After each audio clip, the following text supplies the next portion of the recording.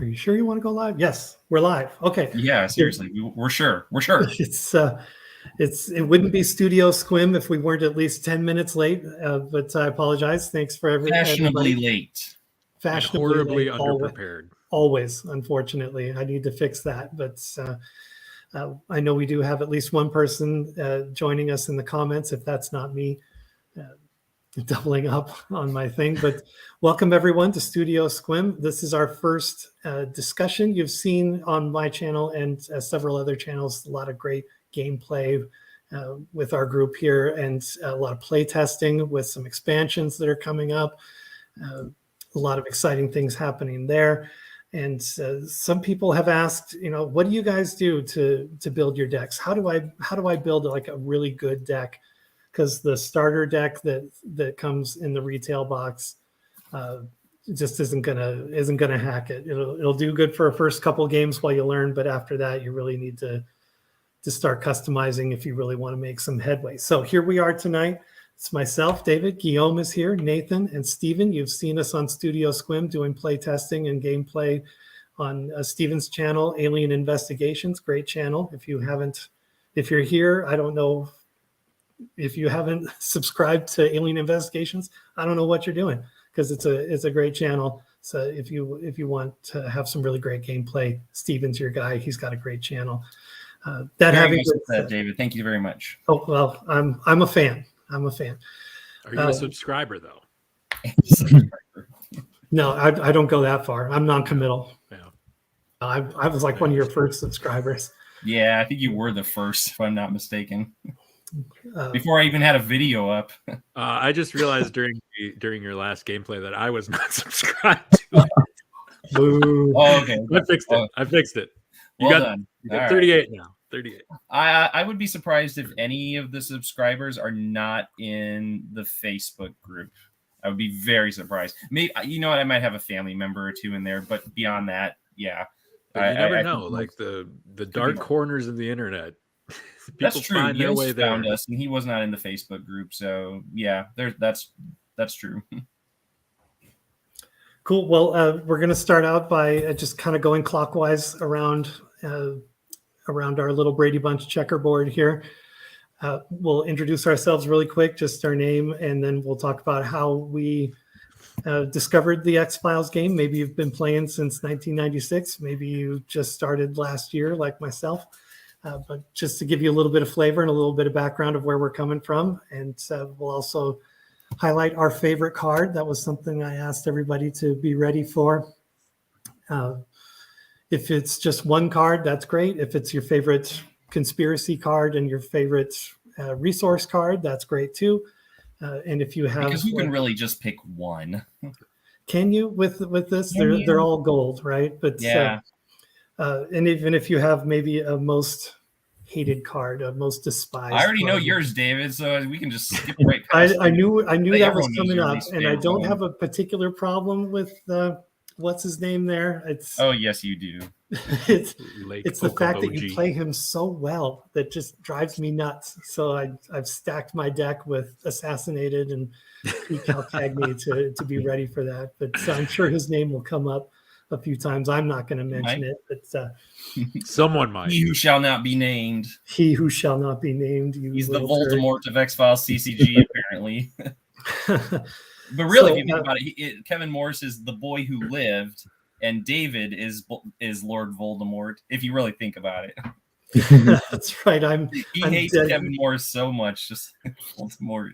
I'm dedicated. He's just a kid, man. He's just a kid. Yeah, come on. Granted, he's a very disturbed kid, but nonetheless. He's being contacted by aliens. I think he gets a pass on this one. Yeah. All right, so I'll get started. My name's David. This is Studio Squim. This is my channel. Thanks again for joining. If you're joining the discussion and commenting tonight live, or if you're watching later on, you can comment then.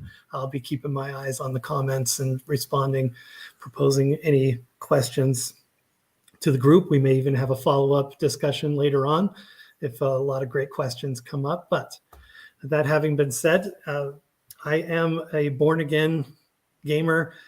For the longest time, I did not play games other than video games. my son came along and, well, actually before him, back in 96, 97, I was a big trading card collector, non-sports, X-Files, Star Wars, Star Trek, not the games, but just like the fun little trading cards that you would get. And I would chase all the foils and all the autographs and the goofy cards and that kind of stuff. And I was a huge X-Files fan as well at the same time. The X-Files card game came out. It was the premiere edition. I was like, X-Files cards, I like it already. And so I bought it. My wife and I bought them and tried to play the game, and we couldn't figure it out. We didn't know what we were doing wrong. The next card show, we saw the same vendor, and we're like, what's with this game? And he said, you know what? It's just not put together very well. They just kind of slapped it together, blah, blah, blah. And I ceased to be a customer. Now I did like the layout of the cards, the way they looked, the artwork. I definitely appreciated that. But as far as gameplay, I just wasn't getting it, and that was the end of that, right? So then my son is a little older, and I wanted him to get into the Star Wars trading card game, right? Because I'm a big Star Wars fan, and I'm trying to raise him right. So I get the Star Wars trading card game. We play it a little bit. He kind of moves on to Yu-Gi-Oh! So I played that with him as well. I actually enjoyed that game. At least it taught him a lot of math and a lot of strategy. So I appreciated it for that. The cartoon drove me insane. It was banned from our television, but the game I really liked because he was learning a lot with quick math. Sadly, the creator of Yu-Gi-Oh! Actually just passed away today. Sad news. Ooh. Yeah. Actually, he did in sort. What I'm hearing was that it was in a heroic effort to save a child or something like that. Is that? I didn't read the whole article, but I think that's right as well. Yeah. Yeah. Oh wow! I will have to take to the internet when we're done to check that out. Yeah. But, sad day. Brother has fallen. So he played Yu-Gi-Oh! For a while. I enjoyed that, playing that with him. He moved on to Pokemon, and I also moved on to Pokemon. I got a job at the Pokemon Company International. I thought you were going to say Poke Factory or the Poke Factory, the Poke Sweatshop there. Oh, said that, you know. And you were never wanting for a game at Pokemon. I enjoyed the game quite a bit. I got into it quite a bit. And at first, Pokemon, they hire off of the pro circuit. There are a lot of people there working there who were former champions or at least high tournament level. And I got my ass handed to me quite a few times, but I stuck with it. I got really good at it. I wasn't tournament level, but people feared me. People feared my deck, so I felt good about it. Had a lot of fun with it, and suddenly I got back into board games and card games and really started enjoying it. Later on, quarantine comes, and I'm sitting on my couch. I'm a YouTube couch potato watching stuff, and I stumble across another channel, Team Covenant, if you've heard of them before. They a couple of guys, they've been friends since junior high or elementary school or something. They grew up together. They're playing all these games, Magic and all that. Ended up opening a game store. I believe it's in Denver or somewhere in Colorado out there. And during quarantine, they start doing how to play videos, and they had a thing called Throwback Thursday. And one Throwback Thursday, I think I've seen that one actually. Yeah, they played the X-Files CCG, and I remember I was like, oh, hey, I remember that game. That game sucked. And they explained the collation was bad, but it got fixed, and they started playing the game. And I was kind of like, that's not a bad thing. I'd like to check that out again and search for more gameplay just to make sure before I invest in it. And stumbled across Mike and Matt in I think after like their first or second episode, and then X-Files CCG is the YouTube channel for that. And they're a great channel to subscribe to if you're not already. Got back into it, and the next thing you know, I'm writing checks and checking the mail, and I've got myself a nice big box of cards and nothing to do with it.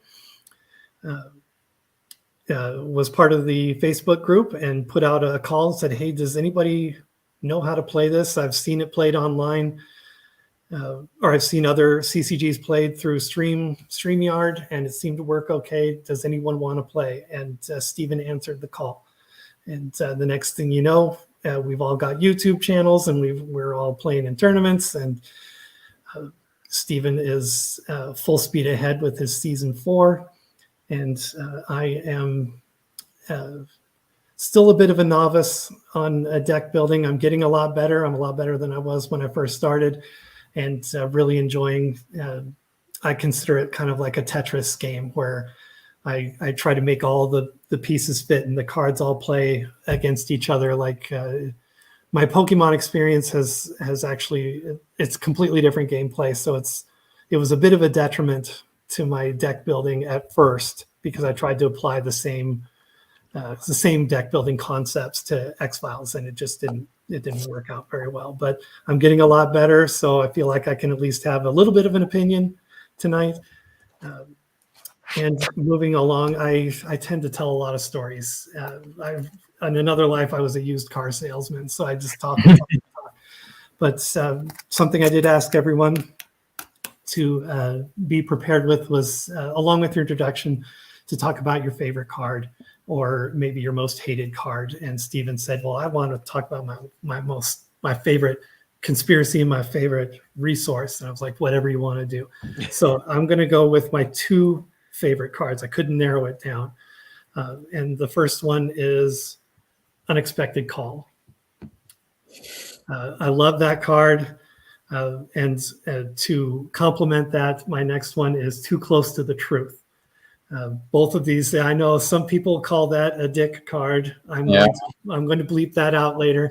But I always find myself wanting a fool and his resource points are soon parted. So I find myself low on those. And so I kind of like to twist it around on a player who's better than me and steal their resource. And the conspiracy, there's been a couple times when I've sold a bunch of cards to get a ton of conspiracy points, just played all of my conspiracy cards down to like my last point, and then flipped it and played Too Close to the Truth and stole my enemy's conspiracy points, so that I at least survived one more turn where my opponent may not be at the advantage that they might have been before that card. So I do like those. So there's mixed opinions about those cards, because they do kind of put your opponent in a bad position. I say fairly or kind of fairly, but some people don't really like it. But those are my 2 favorite. Kevin Morris, I don't have a problem with Kevin Morris, but I do enjoy, he's the card that I love to hate. Again, I said earlier, it's because Steven plays it so well and it works to his advantage. So I've grown a healthy distaste for Kevin Morris. But nonetheless, let's go clockwise around the grid here. Guillaume, you are up. How did you first find out about the game? I know you're a huge X-Files fan from the beginning, but give us the story. Yeah, so I started watching the X-Files, and actually it was easy for me to check the exact date, because I remember the first episode that I watched and it was too shy. So I went back and checked when it was first aired in France. So it was in September of '96. And back then they would air 3 episodes every Saturday. So the first one I watched was Too Shy. And on that same night, they also aired The Walk and Pusher. And so they did not air the episodes in order either. They would kind of rearrange them so that the more disturbing episodes would air, later in the evening. And they would also make sure that if it was a 2-parter, the 2 parts would air the same week. So, yeah. And I think I found out about the game when it came out in France, so it must have been the following year. And I randomly found it in a comic book shop. And so I just went in and I saw that they had the X-Files CCG on the counter. And so I think I just purchased a starter deck and maybe a few booster packs. And I started collecting the game. And as I mentioned before, back then I didn't know anything about the game or how it was supposed to be played. So I did try to translate the rules, but I never could, get in the specific mechanics of the game. I knew what you were supposed to do, like identify your opponent's X file, and I could see what the different phases were, but beyond that, it was just too complicated for me to figure out back then with my limited skills in English. And so I just collected the game. And, over here, at least only the premiere cards were released. So they did release the Truth is Out There edition, but I never saw any 1013 cards in the shop. So after a while, I just stopped collecting the game, and the cards remained in my parents' basement for almost 20 years. And last year I did a full rewatch of the show, which made me want to go back to the cards. And I found out that my mom had thrown everything away.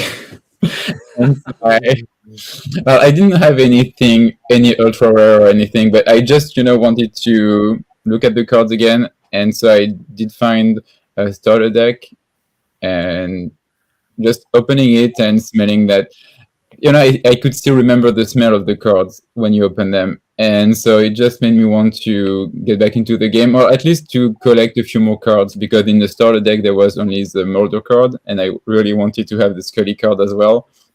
And it just went on from there. I did a few research because I figured I might as well try to learn how to play the game finally. And I did find, I think I saw the same video as you did, David. And I also found Mike and Matt's channel, and I found a Facebook group. And so the first time I played the game, it was, I think earlier this year, or maybe at the end of last year. But so I fairly new to the game, but I think I've caught up since then. And that's my history with the cards. And as for my favorite cards, back then my favorite card was the Agent Dana Scully card. She's my favorite character, and so I just love that card. And it was more difficult to find my current favorite card, so I just went with Ambush, because I've been using it in almost every deck, and its combat cards don't get a lot of love, but I think they're really useful, so I'm choosing this one. As far as my least favorite cards, so there are two. The first one is Assassinated, because it's so poorly constructed and so poorly written. I still don't know what they were going for or what the effect is supposed to be. And my second least favorite card is also features Deep Throat, and I have to go with Deep Throat because I think it's just taking the easy way out, and I'm not even putting it in my deck anymore. I think it should either have been the cost should either have been higher, or they should have specified that you can only have one of each of this card in your deck. So either way, I understand back then when it was an ultra rare that people could not find it easily, but I think now, having two of these cards in your deck is really, taking the easy way out. And finally, one card that I desperately wanted to play, and every time I have Krychek in my team, I really want to play that card. It's Krychek Possessed, and it never comes out at the right time. So I'm not giving up hope, but I think I've had it in my deck for at least 10 times, and I have never been able to play it. So Krychek Possessed, I'm hopeful that one day I will get to play it. And that's it for me. So All right, Guillaume, when you have Krychek Possessed in your deck, the idea is to intentionally fail the skill check with him, right? Well, you usually don't want to fail the site investigation, but when I have Krychek investigating a site, especially against Steven, I'm always like, okay, I'm hoping I will be able to fail. And usually Steven thwarts my investigation, but I don't have Krychek Possessed in my hand, so I never have that card in my hand at the right time. Mm-hmm. But I would love to see it being played.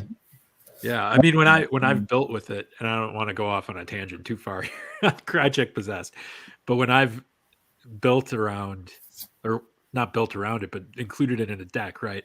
the idea I always had was I'll send Krychek alone to do the skill check and like not even have any intention of completing it. But you got to make that choice kind of before you know what your opponent plays, right? Yeah. So it's like you say, you never want to fail the skill check, so it really kind of works at cross purposes. And I question whether the benefit from the card is really worth foregoing a question for, right? Like it's useful if your opponent thwarts your skill check, but intentionally sabotaging yourself, I don't know. I mean, it's a powerful card, but like again, you're setting yourself behind a little bit. Yeah, that's true. But I think you could have Krychek possessed, and then you could maybe play most of sketches, and then you could really do some damage on your opponent. But again, it's one of the situations where you really need to have the cards come up at the right time, which doesn't happen a lot of times. Look at the draw. Yeah. All right. I guess that's me then, huh? Nathan, you're up. Yeah. So I used to work at a comic book and card shop when I was in high school. And let's see, that would have been, it was not I started playing Magic the Gathering in, I want to say 96. I didn't pick up X-Files, I think, and it was just like a couple of years later where I got a starter deck or two, but I was an X-Files fan from the first episode. Was like right in my wheelhouse. So I was watching it since episode 1. And then like they said an early episode, I think it was Fallen Angel, right? In Townsend, Wisconsin. And I'm like, oh man, I was a kid. I thought it was all true, you know. Like, this stuff was actually, that's really cool. They like, follow around these FBI agents with cameras and stuff. This is a great documentary. Yeah, wow, this is great. What? How are we even debating whether ghosts exist? Right? This is all on camera here. Anyway, so I wound up picking up a starter deck or two. It was a couple of years later, but I didn't play the game. I mean, I liked the cards because of the look of them and because it reminded me of these cool episodes I liked and that kind of stuff. And they just hung around, my basement for a while. And then who knows what happened to them. And I forget what the triggering event was, but around 2008, I think 2007, 2008, maybe 2009. I started like putting together just like computer files, right, of some of these old card games because they were like disappearing that I used to play. And I came across the X-Files again. And I looked on eBay and I'm like, these are dirt cheap, like, and so I was buying boxes for like, I don't know, it was like $10 a box or something ridiculous. Anyway, so I just bought a bunch of this stuff because it was cool to look at. And that was pretty much that. And it's again sat around for the next 10 years until quarantine happened and Dax started the Facebook group. And, there's this whole kind of resurgence, I think, with the pandemic that in the collectibles generally, but in card games too. And so you start seeing a lot of interesting card games. Prices started to go through the roof on stuff. Anyway, and that's what really. So I got my first game of the X-Files, 20 years after I bought some cards. And so, kind of like you, David, I'm still somewhat of a novice in the play area. But it does, it's a pretty easy game to pick up. The most complicated part of it is like with any CCG is, just deck building and trying to put together a consistent deck.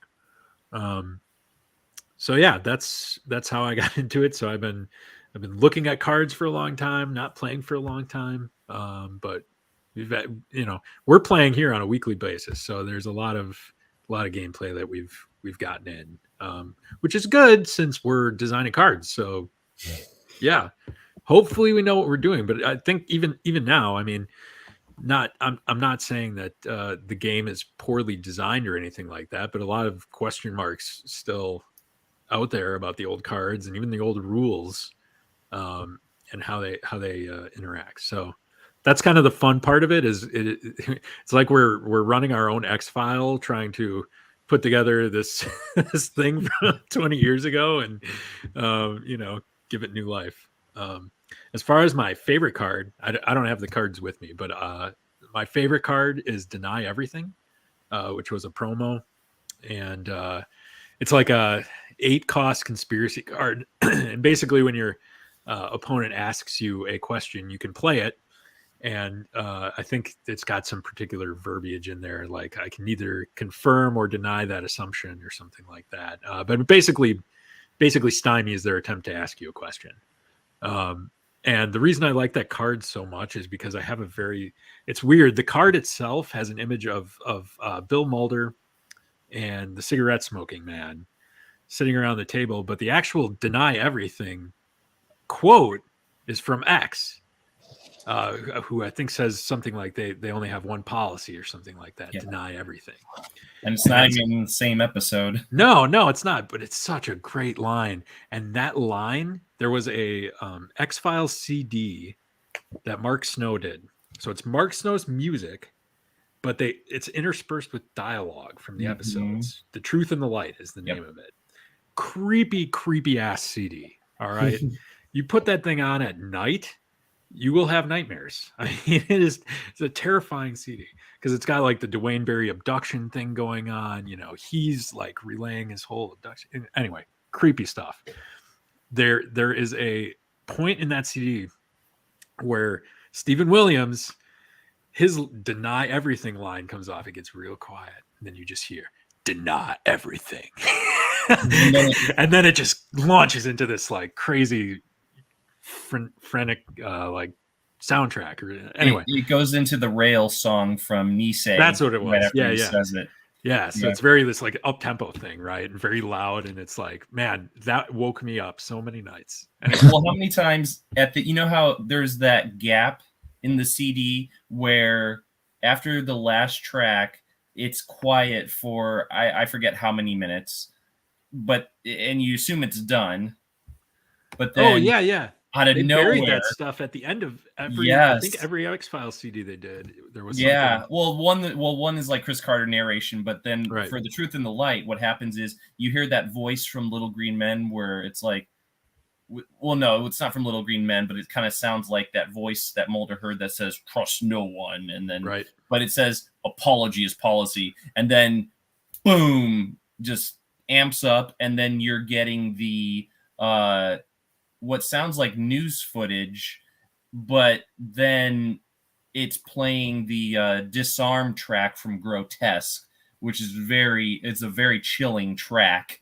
So it's like it's just an encore to what was, like you said, an already fairly disturbing CD. So it's like, here, just one for the road here. So I see that card, and in my head, deny everything. Right, is the thing. As far as my least favorite card, it is also a promo card. It is Believe the Lie. Because if you want to talk, and that got played on me in the tournament after I was down to, I think my last, I knew his X-File. All I had to do was succeed in the skill check and guess it, right? And he played Believe the Lie. So the Believe the Lie is game breaking, okay? It allows you to reselect a different X-File, I believe with government affiliation. And I mean, the cost is astronomical. It costs 12. But you can literally sit on that card the entire game. Just let your opponent do whatever they want, and then throw it out there and completely stymie them. That card I hate, and I hope none of you ever play it. Expensive, good lord. Yeah, the cost would prevent me from playing it. Yeah. But again, you can just save up conspiracy. I'm not giving you guys ideas. Don't do this. You can just save up conspiracy points the whole game. I think your own personal hell, Nathan, would be you're playing the game, and every time someone gets blue plate special, and then they get that card right after that. So it's free. I think you can only have one in the deck, right? Believe the Lie? Yeah. Or I don't think so. It doesn't stay on the card now. Jesus. And in your own personal hell, it's like everyone, it's the one card that everyone has, like, 20 of them in their deck, and it's somehow legal. Yeah. say what you will about the quality of our work, which I think is pretty good. We have not ruined the game in the way that Believe the Lie does. Not yet. That is just insane. So try as we might. To build on that, Stephen, I think his personal hell would be a multiplayer game. Mine would be? Mine. Nathan's. Oh, Nathan's would be a and every player in the multiplayer game had to believe the lie. Yeah. On him. And that's the other thing. I mean, you talk about unnecessarily prolonging a game. Like these games can go long enough as it is, and then you throw something like that out there, and it's just like hitting a reset button. I think for 12 CPs, I would be too afraid that my opponent would negate it. Like you play a Frohiki on that, and you just wasted 12 CPs. So no. Yeah, much as I hate, I like deny everything, and this has happened, and actually in the game I'm editing right now, but it's too expensive compared to Deep Throat. And yes, the risk of getting burned by Frohiki is very much a real thing, and it does happen in the game I'm editing right now. I think I like deny everything, but at the same time, I'm disheartened by how it doesn't quite be. It's not quite the equivalent to Deep Throat. Yes, it's the only card that can get around Deep Throat, but it's costs more, and it doesn't have the stipulation that it can be. The effects of this card cannot be negated, which I think that promo card should have had. So it would be more of a Deep Throat equivalent.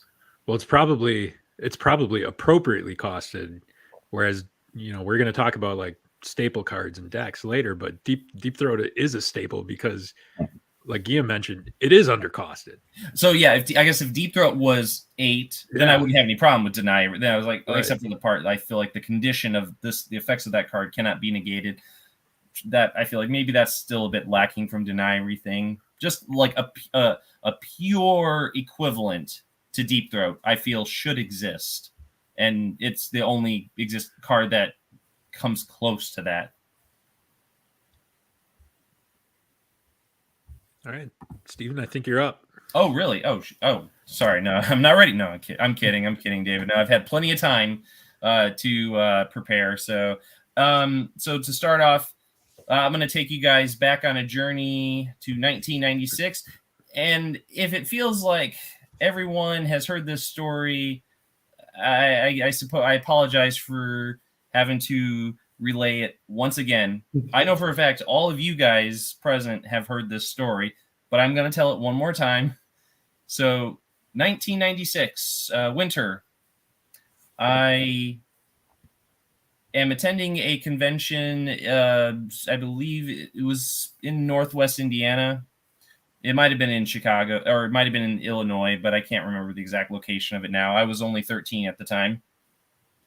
Season 4 was just underway. And so I was attending it with my dad because it was a Star Trek convention. There were some Star Trek extras there, signing autographs, rubbing elbows and whatnot. Nerd, I know, right? My dad was a big fan of Star Trek. I was like, I saw the appeal, but it just wasn't drawing me in. Not like I went through a ton of them. Had. So I was attending that convention for one reason only, because Mr. Stephen Williams, X, was going to be in attendance, signing autographs, taking pictures, all that stuff that celebs do when they are in the presence of the masses. So upon arrival at said convention, I'm disappointed to learn that Mr. Williams had to cancel. So I was really bummed out. I was like, this is the only reason I came here. So I was like, I really wasn't into, a lot of this other stuff. I was like, I just came here for the X-Files, really. And so, all right. Well, Dad, all right, you go rub elbows with the Star Trek extras, mostly the red shirts, I believe they were. And I'll just wander around here, just take a look-see. And so I'm walking around, just, kind of, it's like, all right, when are we going to go? Just waiting to go. And then I'm wandering past the vendor tables, and lo and behold, I see a little gray box. And I believe all of us know now what those gray boxes look like. They are familiar to all of us now. But for me, I think my eyes bulge out. What is that? And so I take a closer look at it, read the back. Oh, it's a game. X-Files, huh? Capture the suspense and intrigue of the popular Fox television series. Fine bit of marketing there. Yeah. So it's a great copy. I'm like, yeah, all right. So that was where I bought my first Premier starter deck. I came there to get like a autographed photo of Stephen Williams, maybe a picture with him, but instead I left with my first of many starter decks.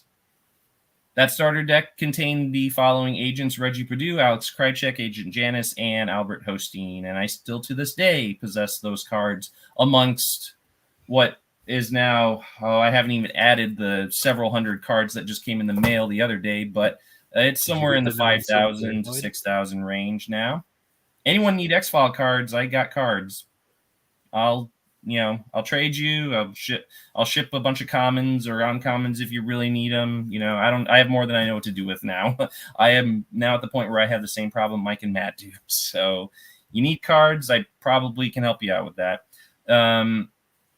So yeah, I, as a 13-year-old, I'll admit my knowledge of card games was not as refined as it is now, and it still really isn't as refined compared to then. But nevertheless, I did try to make an effort to understand the basic version of it back then. Granted, the hardest part of the game was finding other people interested in playing it.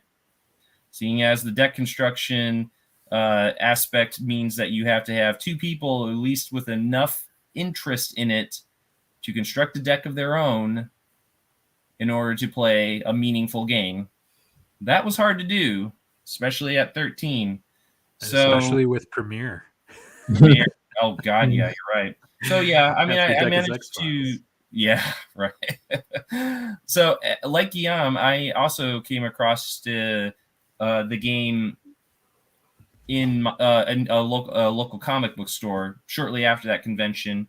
It was right around the time that The Truth Is Out There started to get released. So I was like, I'm noticing the box is bluer than the previous ones I had gotten my hands on. So I was like, all right, so what's up with this? Oh, it's the same cards, I guess. Okay, but they just have a different template. Okay. So yeah, I amassed enough that it's like basically I just, put a cursory deck together for me and someone else to play. And then, so yeah, tried a few rounds of basic back then. Whether we grasped the mechanics or not, hard to say. But we never did. I never did play advanced back then. That did not come until, well, earlier this year, I suppose. Whenever, whenever we got this whole thing underway. So so much like Dax, I was just collecting the cards. We had the file numbers on these cards, so we're able to see what cards we were missing and whatnot. So for the longest time, I was primarily a collector of the cards, and in 2009, 2010, I was able to complete my first set by ordering the last of the ultra rares through Voyager Promotions website run by Mike Mackey, which unfortunately is no longer around. You can find him now on eBay. So I was able to get everything that I needed to complete a full set, including No One's So Paranoid, which back then cost only $45. That was in 2009 to 2010, not like today. So at that point, I had completed a set. So again, no one with an interest in playing the cards. All right, shelved it. And since 2010, I hadn't really cracked the cards or looked at them. Fast forward to 2021, I'm in that huge X-Files group, that Facebook group where everyone posts the same crap over and over again. Did you know Krycek was in Genderbender? Holy cow. Oh, hey, here's a picture of Scully with a banana up her nose. Whoa, we've never seen that before. The same crap, the same inane garbage being posted over and over in the group. And I tried to liven it. It's like you're new to the internet. It's great. I know. But I tried to liven up that group by posting some really nuanced trivia just to kind of change things up a bit. But people just got mad at you though, didn't they? Well, it was more like only few people would actually be able to, only few people would participate. They would rather like to click the images of Scully licking the side of Mulder's face 100 times rather than engage in some meaningful trivia about the show. So I was getting really kind of sick of that group in it. But then just on a whim, I made a comment in that group. So, hey, anyone playing that X-File card game? Even though I hadn't dug it out in a decade at that point, I was just trying to spark a different conversation other than the usual garbage that is posted on there. And Mike comes in and says, hey, we got a channel dedicated to the game, come on over. Or he says, like, there's a Facebook group as well. So like, all right, I'll go. I joined Dex's group, and the rest is pretty much history. Subscribed to Mike and Matt's channel at the same time. Binged their entire run at that point, which was right around the time they found David May, if I'm not mistaken. I think that was the newest episode at that point in time. And so at that point, I was just kind of following the group for a little bit. Didn't participate in that tournament back in 2021. Didn't have any real interest. At the time, I was still just more or less a collector and hadn't really looked at playing the game, at that point. So I was like, all right, I'm not interested. I'll watch some people play the game, but yeah, wasn't totally set on playing it until last winter of 2021. I was kind of more interested in throwing down, and me and a guy, Ryan Buck, who's in the group as well. He's run a few ultra rare cards and through Mike and Matt. Yeah, he and I played a few games here at my house, and so then that started to spark my interest in playing the game again. And at that point, as I was playing the games with him, I was like, well, wouldn't it be cool if we had a card that did this, if we had a card that did that? And then at that point, the more ideas I had in the course of playing the game with him, I just kept filing more and more away until last December, my wife and daughter went on about a 10-day vacation to New Mexico. And so I had to stay here, work, feed the cats, whatnot. And so at that point, I just started actually writing down card ideas. And before I knew it, I had over 100 card ideas written in the space of 10 days. And so before I was like, oh, I got more. They're just pouring out of my head, faster than I can get them written down. And so before I knew it, I had, what amounted to over 150 cards for this expansion. And then so started having Dax put those together and then posting on the Facebook group. And then before I knew it, I had you gentlemen who wanted to take it a step further and help me with refining the cards. And like I said earlier, the rest is history. Meanwhile, I'd been wanting to do the cards thing since 2009 when I got back. I saw your comments in one of the other groups where you were trying to do that. Yeah.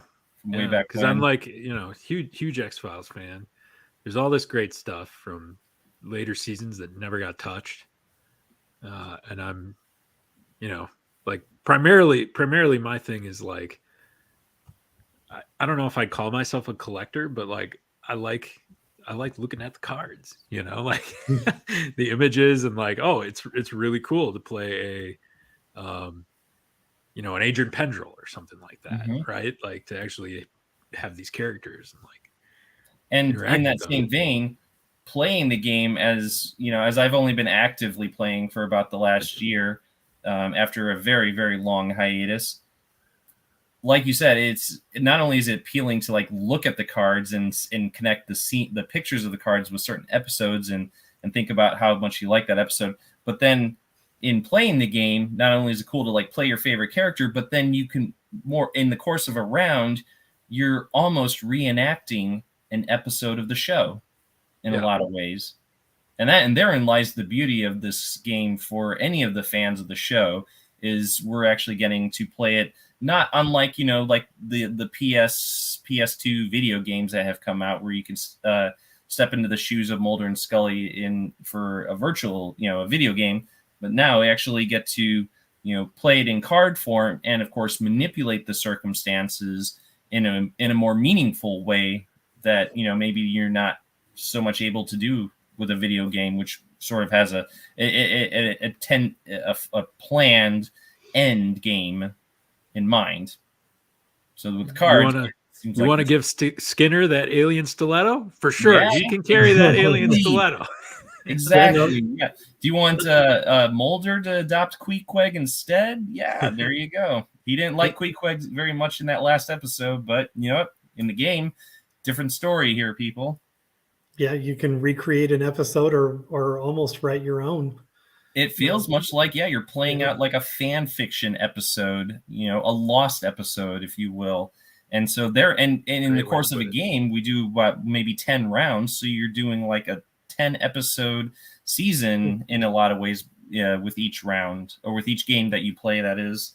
So it's a beautiful game in a lot of respects. Flawed, yes, in the sense that there's a lot of nuances that are open to various interpretations and to which not everyone is in agreement on a lot of those nuances.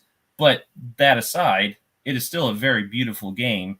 And for any of those who like, games that, yes, it's often compared to Clue ad nauseum, but a very convoluted version of that. And so if you like, games with a mystery element to it, this game definitely checks off all the boxes. If you like games you're not sure how to play, this is the one for you. Or if you want to learn a really convoluted game, here you go. But then again, I will contend that there are a lot of CCGs that have similar nuances that that leave you scratching your head. I name one that you've played that for which you have not found any gray area that has left you and your opponent debating back and forth the possible interpretations of certain effects. No, the rule book for Magic the Gathering is like 350 pages or something. I mean, I'll give you that. They actually did get out of here. Effort. Yeah, that's no. Bravo. They have a judges school for that, This, much as I love the game, but I am very much aware of its flaws. But this is insufficient. This does not come close to addressing all the many questions that the four of us have amassed in the past year in the course of playing these games. Most notably, can agent effects actually be played whilst the conspiracy player? Can that actually, other Patterson being the one exception, does that extend to other agents? That is a big gap in that rule book. And they tried. They did their best. They wrote scenarios to show you generally how it plays out, but they still left a lot of areas in ambiguity. I mean, two problems. One of them is inherent to any CCG, right? Where you say, here are our general rules, but the cards can trump these rules in specific situations. Well, okay, now all of a sudden every card is its own rule book, and so you're going to have that interaction. So but that's inherent in every CCG. You've also got, like you pointed out, like just these things come up and they didn't think of that. Maybe, in my mind, I think the answer to some of these questions we have was so obvious to them that they didn't put it in the rule book. It's so I write for a living, right? Yeah. And when you read your own writing, you oftentimes are too close to it to understand where it's flawed. Yep. Or that there's a gap there that isn't getting communicated to the reader. So you need somebody else. That's why you have proofreaders, right? And playtesters. Yeah, and in this case, playtesters. Exactly. So it begs the question of whether or not maybe the rule book was already written by the time the playtesting got underway, perhaps. Because you look at the rule book, if I'm not mistaken, you're seeing pictures of the Gen Con cards in there, which am I correct on that? Let me check, because I think I see maybe I'm wrong on that, because I think I see the. Isn't there one card where it's the picture of Scully, but it says Mulder instead? I think there is a discrepancy like that. Talk about a gender bender. Yeah. No, I'm pretty sure the UFO abduction, the X-File with Max Fennig, the UFO abductors. I'm pretty sure that's in here. Maybe I'm wrong. I might be wrong on that. It doesn't matter. Yeah, I might be. Yeah, but I swear I've seen them in there. So, okay, I believe, if I'm not mistaken, did I cover everything except my favorite cards, David? Yeah, we haven't heard your favorite and least favorite cards yet. Okay.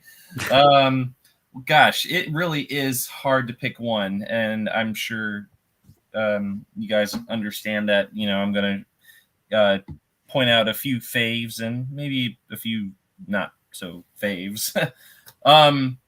But I don't think this is going to come as a shock to any of you gentlemen when I have to say my favorite agent card is without a doubt Pendril. No, Pendril. Come on. Come on. Who's my favorite agent? Agent Manners.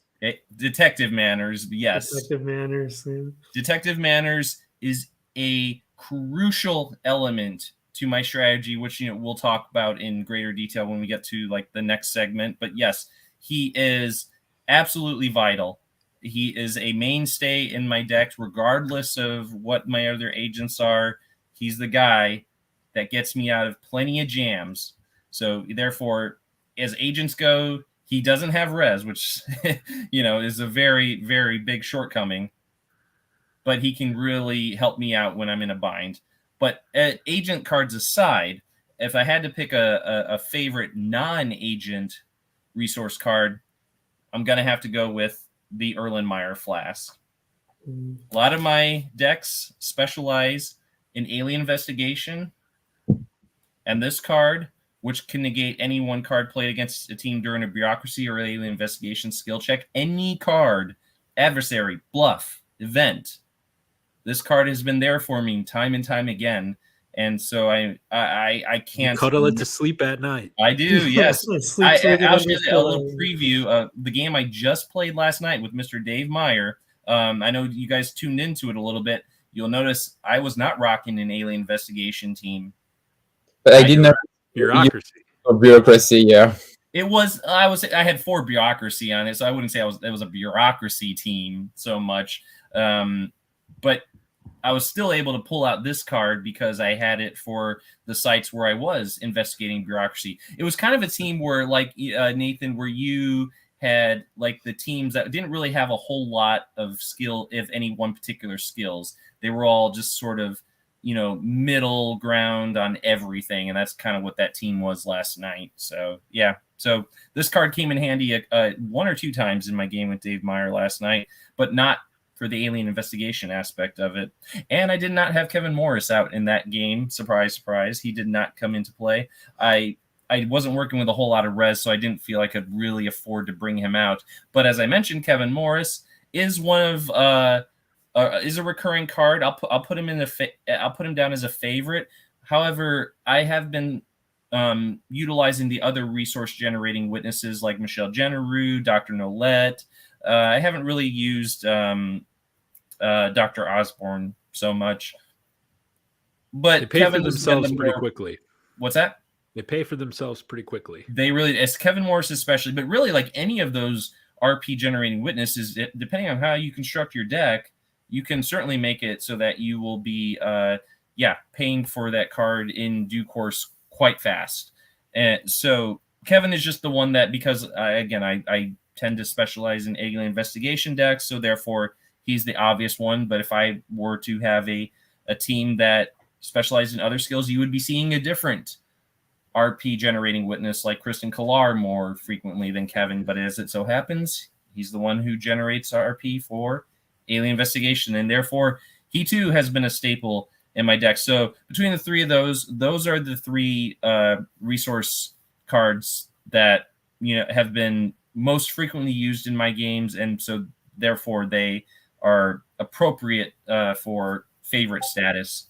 Now for favorite conspiracy cards, that one took a little more thought, and I think I just decided I just erred on the ones that I probably use more frequently than any others. The ones that are inexpensive. Can I guess? Go for it. Can I guess? Yeah, go for it. Sinus cavity implant. That is not actually one of them, but can I guess again? Oh yeah, that would have been my guess as well. It's not. That's not one of the 2 that I'm looking at right now. But that was one I did put in my decks early on. That was I put 2 copies in there. But most of my recent games, I just kind of whatever. I just let him generate res. Yeah. I mean, I see. There's definitely appeal. I won't lie, especially if you can get that card out early. But yeah, I've been kind of foregoing it. It might be considered a dick card. If someone said it was, I wouldn't debate that. But the card I think has proven the cards that I use most frequently in the game that I'm going to have to allocate favorite status to are the following three: Detective Thompson. Most teams do not necessarily specialize in bureaucracy, so he almost without fail will get me out of a round without my opponent getting a question most of the time. Last night's game was one of those where he did not actually come in handy because he had a bureaucracy subterfuge team. So I was like, dang it. I had Sheriff Daniels and Detective Thompson in there, and they were both useless in that game. So, what's that?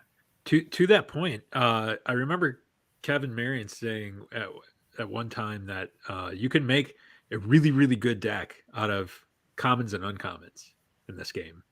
And those, like Detective Thompson right there, are quality cards that you can play that really just stymie your opponent's investigation. Absolutely. You don't necessarily have to rely on the rares and ultra rares to make or break the game.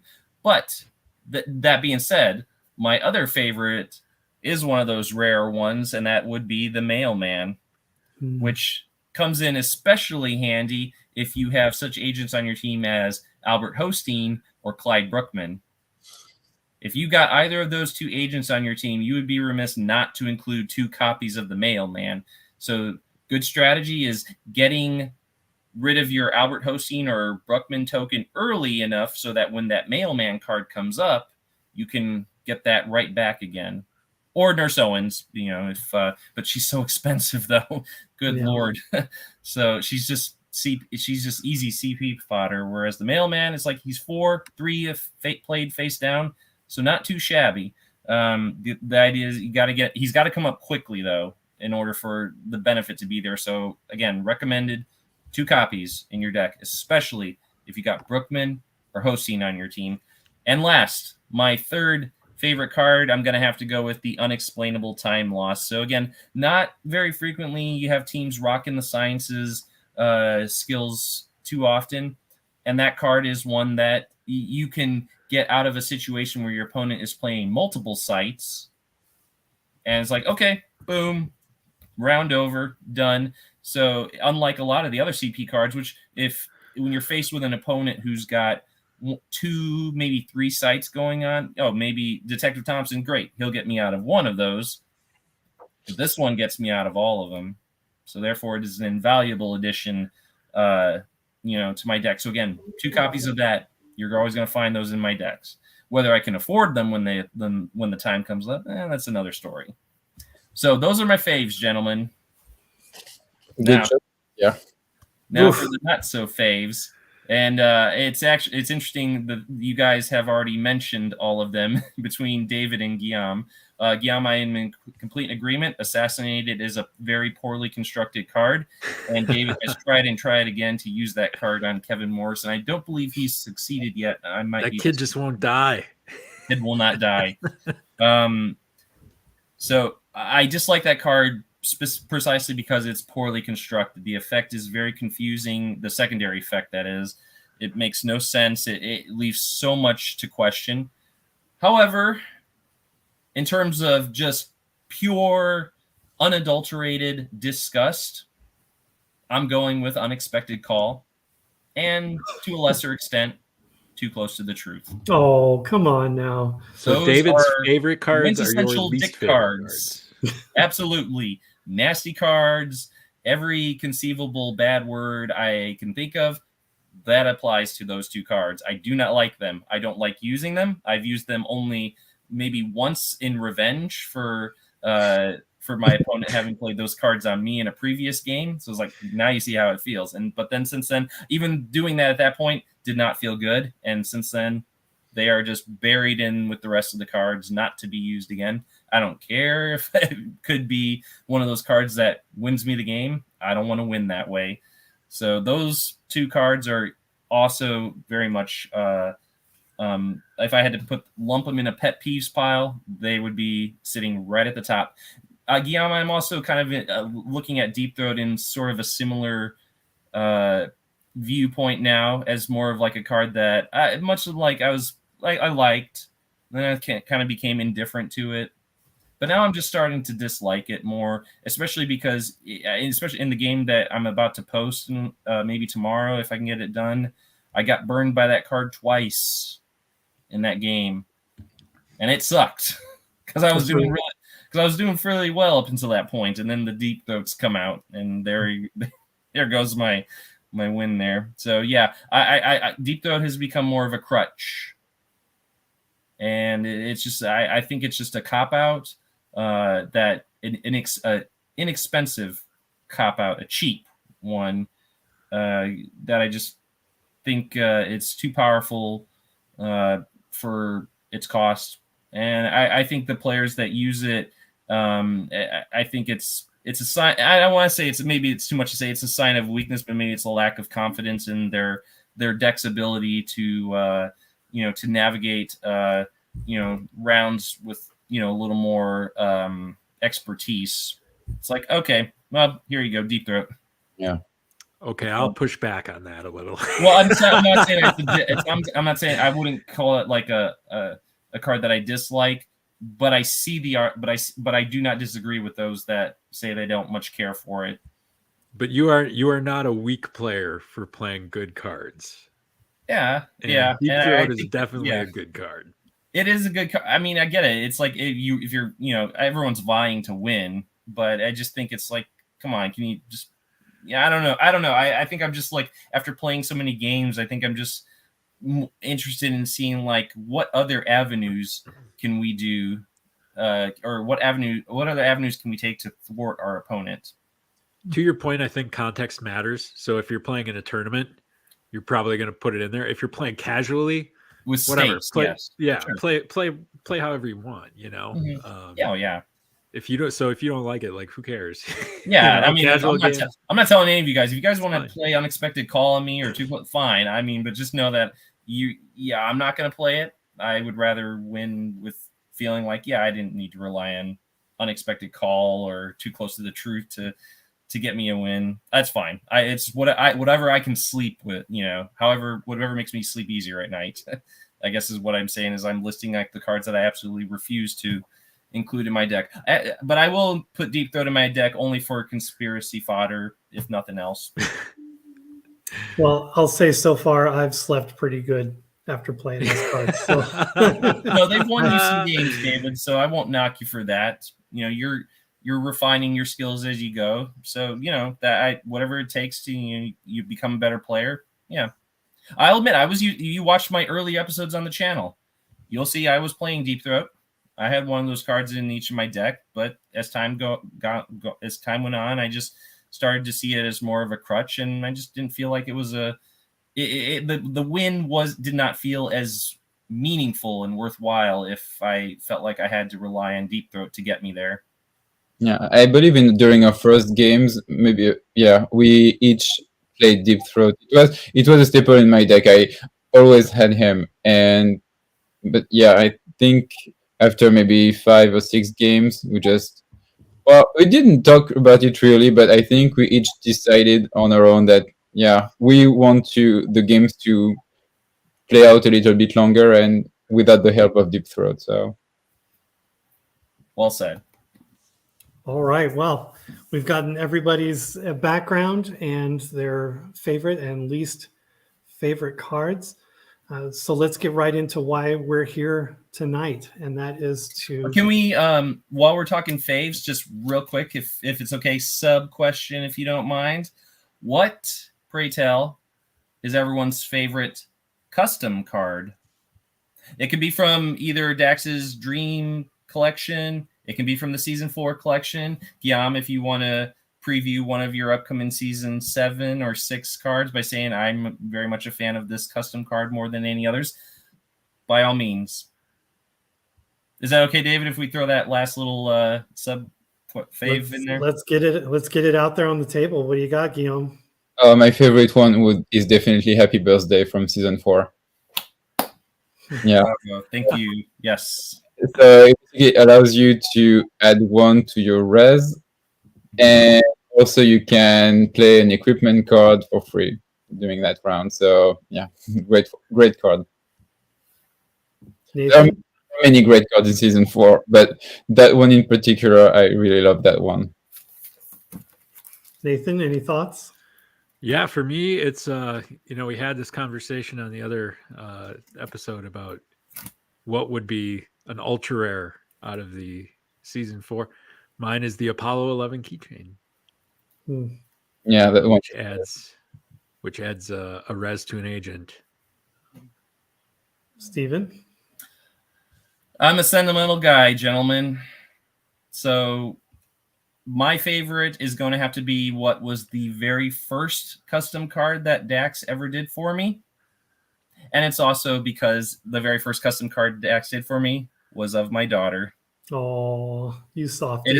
It's the cutest X-File CCG card to date, and it probably always will be, but it is also the first. So yeah, I love it for that reason. I'll tell you what, I'm not as familiar with Dax's cards as I should be. Working on that because I'm going to put in an order. We played a game with as many dream cards as we could, Steven, you and and I really enjoyed it.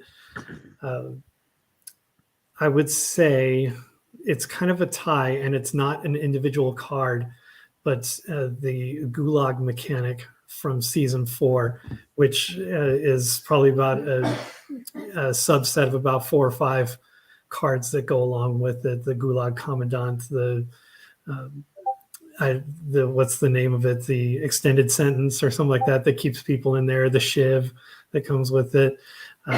Just a fun, great mechanic, very thematic with the show, which calls back to earlier in our discussion here about playing out the episodes or playing a new episode, and I feel like that's a great subset, which adds a lot of fun to it. It's not just a mechanic, it's a new mechanic, but it's a well thought out mechanic, and I think it really plays to the show as well as the game. So I really enjoy that.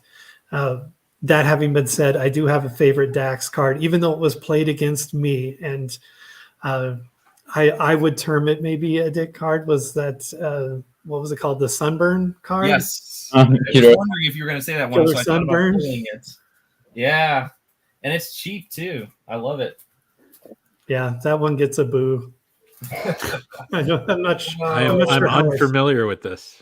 All right, I'll right now. So from the episode Conduit, Killer Sunburn. Yeah, it's a variation on the theme of some of the Scully set bluffs. So this is one Dax did as a get an autograph type thing. Yes, to get actor Don Gibbs to sign it. Play this card to change the site prerequisite from evidence collection to alien investigation. And the cost is 1, right? 1, but that's because a lot of the Scully set bluffs that do a similar effect are cost the same. So that was his thought process with that. Yeah, it's that's another card I love to hate because it's great if you're playing it, but not if you're on the ass end of it, for lack of a better term. And the extra benefit is because most of my teams are alien investigation heavy, so that card would be useless to get played against me, as opposed to the rest of you 3 who often do evidence collection investigations. Is like that card would be very much a staple in my deck if it were a commercially released one. Yeah, I agree with the mechanic. I think it's clever. I didn't like the cost. With being a cost 1, you play it upside down, it's free, and it's a complete. It's almost like we were talking about earlier with the what was Nathan? One of your cards that you hate when you change the X file at the last minute. Believe the lie. Believe the lie. I feel like it's just it's too cheap when it's free to just completely spoil your investigation like that. Should at least cost you a point. Come on. How much was She Had a Date? Is that 2? It's 2. I initially had made it 1 because I was looking at the Scully set bluffs as well as that card when writing that card. But you guys, made the argument for increasing the cost, and I did. So yes, when you play She Had a Date, you will play it face down, but still have to pay 1 for Which it. for And all I think the that's appropriate. For all the viewers who are unfamiliar, what we're talking about right now is bluffs that change your site prerequisite. So Correct. From one thing to another. So you think you're going in to investigate evidence collection, and you wind up having to make a medical skill check or whatever. Mm-hmm. All right. So that's our favorite and my least favorite dream cards. Anything else? Otherwise, we're going to get right into it there, gentlemen. Let's do it. Okay, we're an hour and 10 minutes in, so it's about time we got It's going to be a 2-hour podcast. Yeah, that's the reason why we're here, and that is to just kind of talk about our deck building strategies, not necessarily direct players out there, but just kind of throw our opinions and the way we do things. Maybe you agree with it, maybe you don't.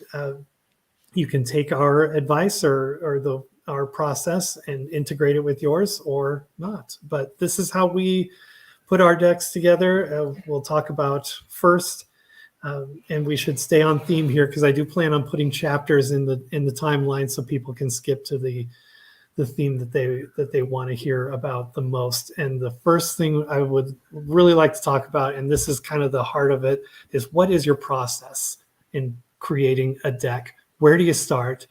What is it? Do you start with your team and then you go and try and find the witness and other, witness and event cards that support the team? Do you start with a particular strategy and then choose your cards that support the strategy, and then the team comes later? Mm-hmm. How do you play it out? And again, clockwise, but I'm going to go last mostly because I'm curious how everyone else does it. Guillaume, what is your process? Where do you start and how do you build your deck? How do you put it together? So I always start with selecting my team of agents, and I usually try to cover as many skills as possible. So for instance, I know that when I'm playing against Steven, I know that he's going to be playing Detective Thompson or Peter Tanaka or Unexplainable Time Loss. So you can't always cover every scenario, but I try to cover as much as possible. So for instance, I like to have at least Sciences 4 or Computer 4. So I know that at least some of those cards, I will be prevented from those cards. And I also like to have a good amount of long-range combat and close-range combat. So at least 8. And I also like to have a minimum of 4 res. 5 or 6 is ideal, but 4 is the bare minimum. But 5, with 5 you can go by. And I also like to have at least a couple of skills that my team is really good at. So at least 7 or 8. So I know that I can, focus my investigation on those skills. And once I've done with my team, then I select my sites and I try to have a good balance of affiliation, method, results, motive. And once that's done, I usually select equipments that I can either sell or use for the particular skills that I'm lacking. I do the same thing with witnesses. And I also like to select cards that can specifically apply to some of the agents that I've selected. Like, for instance, if I use Crycheck on my team, I'm going to have Crycheck possessed. And if I have Scully on my team, I'm going to have Melissa Scully and Margaret Scully in my witnesses. One of the cards that I would also like to be able to play when I have Scully on my team is Scully Abducted, but agents almost never get abducted. So that's one card that I don't use in my decks, but I would love to be able to play it at some point. I think we should do more abduction cards in our expansions. Maybe that will be more likely. Yeah, we should. And once that's done, so for the sites, I usually like to have at least 20 sites to make sure that I don't come up, during a round where I don't have a site in my hand. It did happen a few times, and especially during one of my game with Nathan, which lasted for a long time. And at some point I just run out of sites in my deck, so at least 20 sites. Then I select events, at least 25 events. I think that I try to find a good balance between conspiracy events and active events. Then I select bluffs, and finally adversaries. And for adversaries, I like to focus on usually 2 types of adversaries, and then I try to find the combat cards that can go with those specific adversaries. And so usually my decks are about between 80 and 90 cards. Hmm.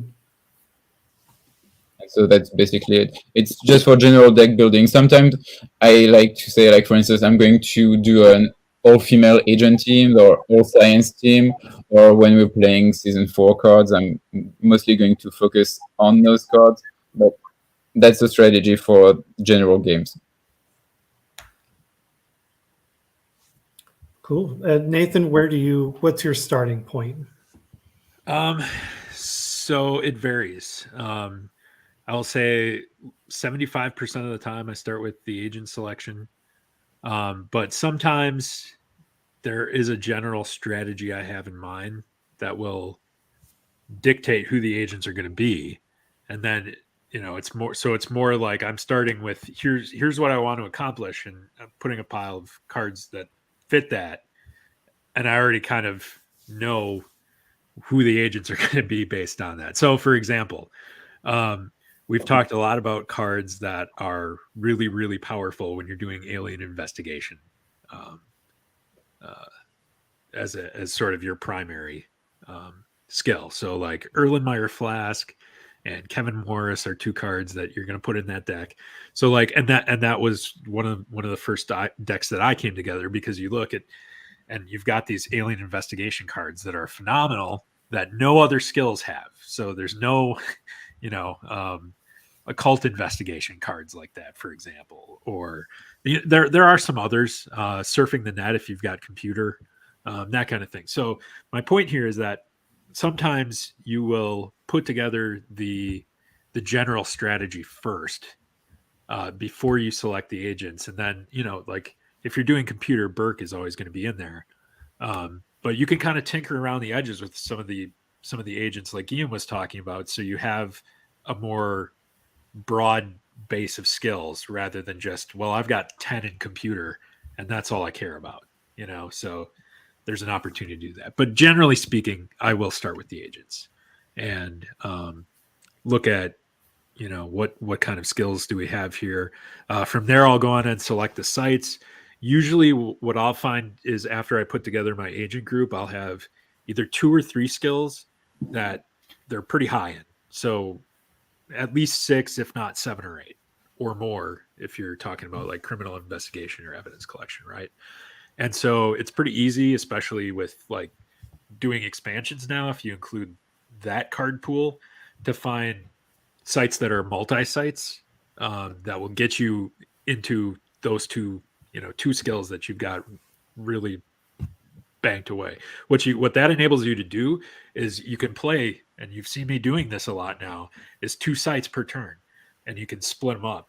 Now you have to, it's kind of it's a tightrope a little bit, because you have to sort of like, and I'm sure there's a way to do this mathematically that I have not bothered to explore yet, but you have to try to look at, okay, if I send, pair this agent with this agent, what are my skills there? This agent with a different agent, what are my skills? So you kind of have to get this feel of who you will be sending to sites, at different points in the game, right? To allow you to do the 2 sites per turn. But if you can do that, it tends to make the games pretty quick. So I always try to have like this rough sense of how am I going to pair these agents up when I'm actually in the game and potentially investigate 2 sites. Unlike Guillaume, I do not have after that a usually do 25 events or X number of bluffs or whatever. Generally speaking, I will have, after I'm done with the agents and sites, sort of a general idea of what cards are going to belong in there. And I don't really care whether they're bluffs or, the overarching idea here is you want to have enough support cards to enable you to accomplish investigations quickly, and you want to have enough cards to thwart your opponent.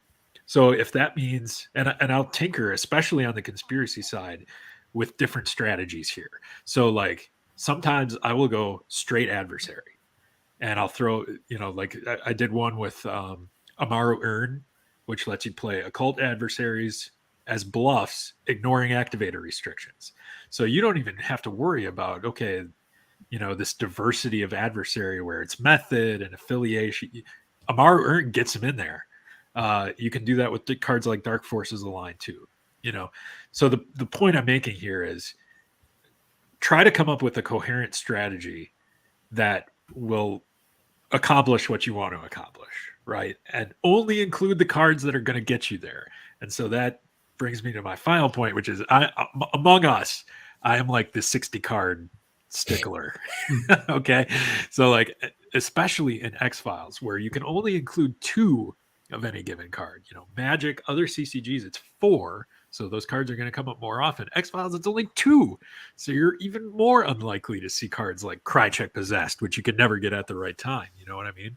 So in my opinion, X-Files, it's even more important to keep that deck at or near 60 cards as close as you can, because you want the stuff that is going to be most helpful to you to be showing up consistently to the extent you can. And, 2 in a 60 card deck is still a crapshoot.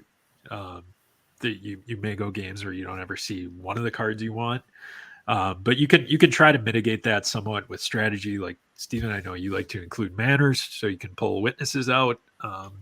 There's stuff you can do to make it even a little more consistent. And is it One Breath that lets you search for? I mean stuff like that.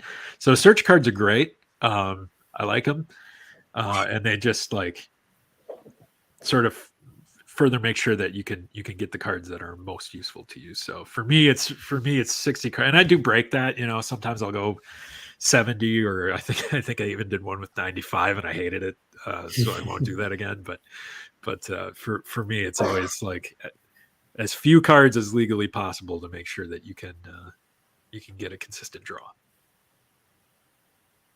I think I was in agreement with you when I first played. I tried to stay as close to 60 as possible, but then when we started playing with the season 4 cards, there were so many good cards that I wanted to include that I just had to go over my limit, and that's how and now it's usually between 70 and 80 cards, and sometimes 90, but I tried not to go over 90 because, as you said, at some point you just don't even go through half of your deck, so that's just no point in as many cards in there. I'm totally sympathetic, and it's really, really, really hard to do, because I'll tell you what, Guillaume, I think you said you put 20 sites in typically.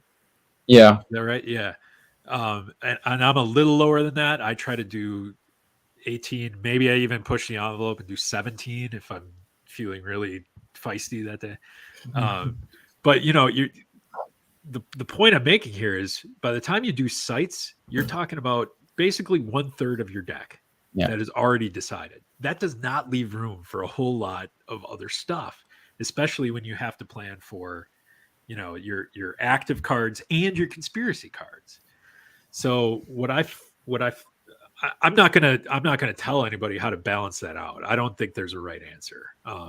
You just have to try to navigate it. And for me, I find that what I'm doing is including more active cards now, and the conspiracy cards I'm putting in there tend to be pretty devastating if you can get them off.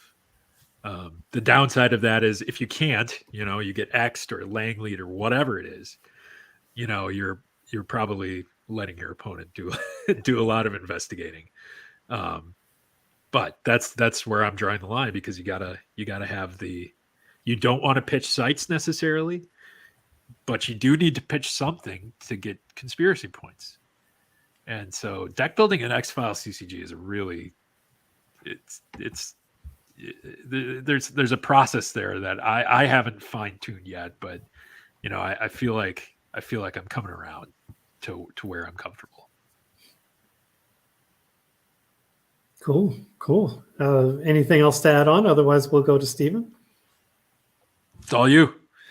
Stephen, you're up. What is your process? Where do you start? I've been waiting all week since we decided on this topic to hear. You are kind of, if no, not to disparage our other players, but you are kind of our preeminent player. So whatever you have, whatever advice, I'm all ears. What do you got for us? I was kind of bracing myself for this question because I feel like I'm going to be giving away a lot of trade secrets when it comes to how I build my decks. But at the same time, I feel like sharing is caring, and I think you guys, have more than earned a little bit of a peek into how exactly I go about doing this. And what Guillaume did not mention earlier when he was discussing it, he and I both are at a point where at the end of each game, we disassemble the deck that we just played. And every game we play after that, it's with a deck that has been built completely from scratch. We don't have the staple. I mean, sure, we put the staple cards in there, but there's not an existing deck when we sit down to start putting a new deck together. That was not until more recently my way of doing it. I believe he more or less around the same time started doing the exact same thing because we just we start building them from nothing each time now when we play. And so what I wind up doing is I start the day before, usually the day before I'm going to be playing a game is when I start building it. So I get a good, good few hours, for sure, because I got, family my daughter to juggle with, and I don't want to be caught trying to prepare my deck right an hour before I'm about to go down and, throw down with one of you guys. That would not work. So let me break it down for you guys exactly what I'm doing here. Yes, I do start with the agent selection first. I decide first and foremost who is going to be part of my agent team. So I pick my 4 or 5 and set those out. Usually, yes, Manners is going to be one of them. That's a given. And Mulder usually, but though most recently not. So that's the first thing. Got the agents laid out. Then the skills that I don't actually try to go for a wide array of skills like Guillaume's doing. I tend to narrow my focus to, limited. Alien investigation, maybe observation, and maybe one other. So maybe 2 or 3 skills of which the team is well versed in. And so then I'm going to pull out the sites, 2 of each, for each of the 2 of the alien investigation sites, 2 of the occult investigation, 2 of the whatever the third skill is, depending on what my team is. So I pull 2 of each of those out, and I set those aside. They're in a pile. I stack those separately. All right. So then I start going in and pulling out the cards that I'm going to be using for my RP cards, my Frohickeys, my Langleys, my No One So Paranoids, and I stack those in a separate pile, separate from the sites. And so all the other RPs are in a separate pile next to the sites. And so now I've got all those in there. And I like to, because Guillaume and I are kind of in the same mindset where we want to try out some different cards. So occasionally I'm throwing in some cards that maybe we haven't played before or have gotten very little love up to this point. Yes, I am throwing a lot of the search cards in there. 2 street contacts, 2 grid pattern searches, 2 Je vois quelque chose là-dessous. How did I do on that, Guillaume? Yes, excellent. Yep. Those are all the search cards are going in there.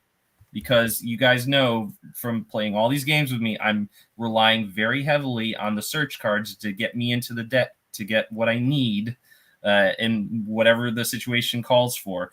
So once I've got a stack of all of my RP cards, then I start constructing a stack of the conspiracy cards. And those are going to get put in a separate stack right next to the RP cards. So I go for what amounts to about a 50, I want to say roughly a 55% conspiracy, 45% RP, all in all. So you do exactly the opposite of what I do, basically.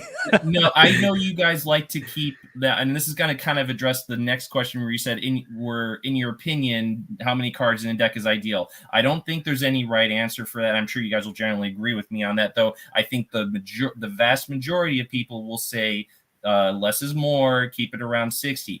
I think it is possible to strike a balance where you can have an effective deck that is 120 cards and be just as effective as 60, depending on how you stack it. I use a lot of duplicate cards in there, like 2 Frohakis, 2 Langleys, all the 2 of a lot of cards are in there.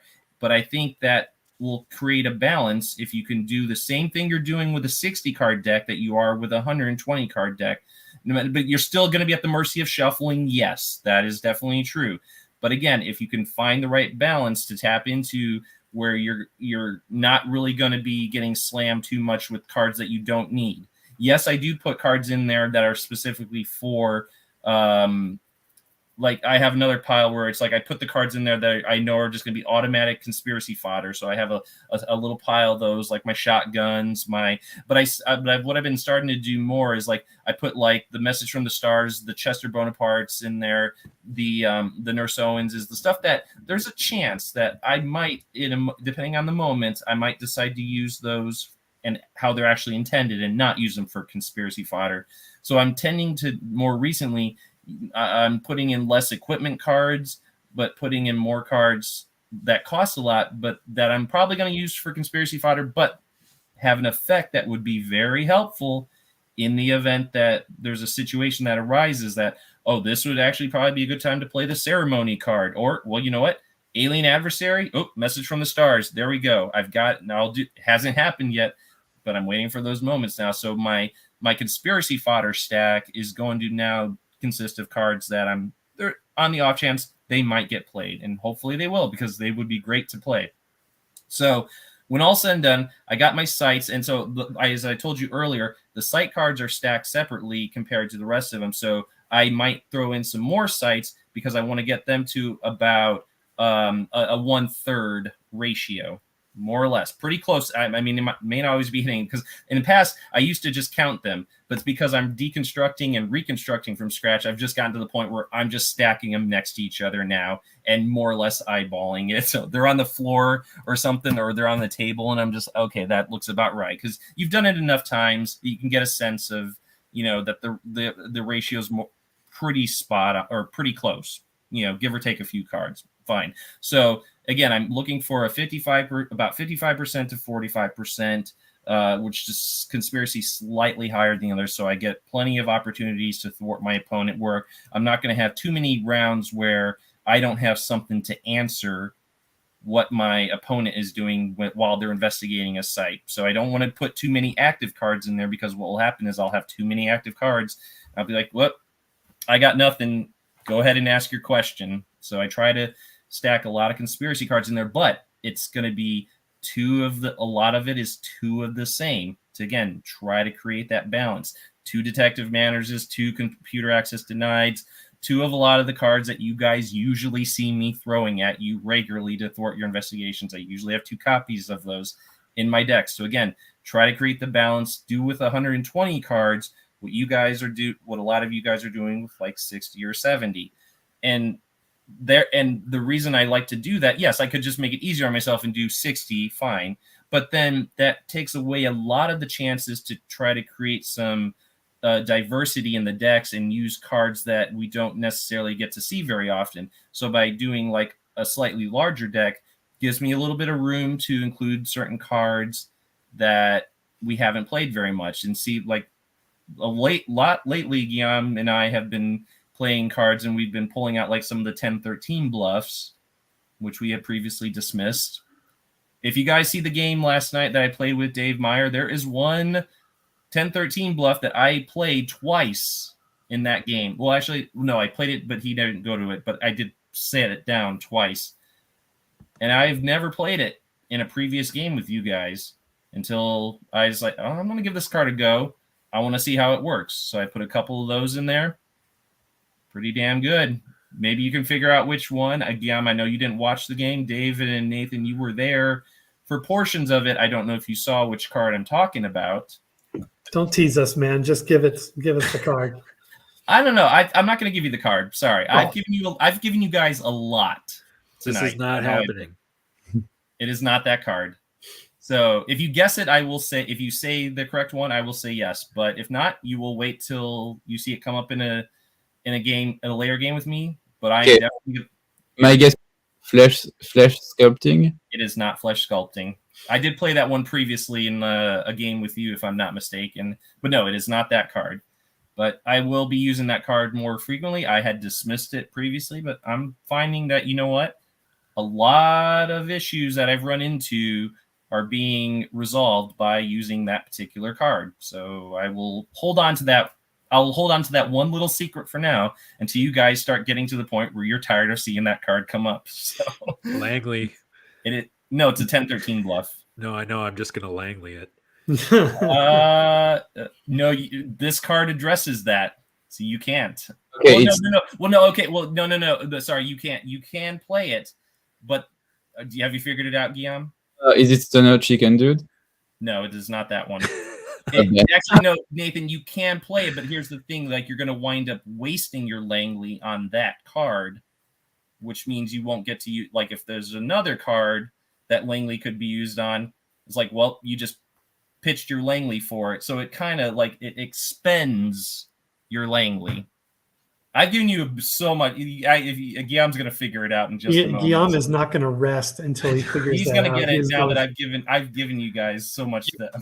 And Massgrave on me several times. Massgrave, I love Massgrave. That is one of those cards, as I said, that we previously dismissed that I really like. Although it's not proven effective as more often as it has not proven effective. Like, it comes up at the times when it doesn't prove to be a round where there's a lot of back and forth. A lot more often it's coming up at a round where it's like, oh, there you go. That round's over.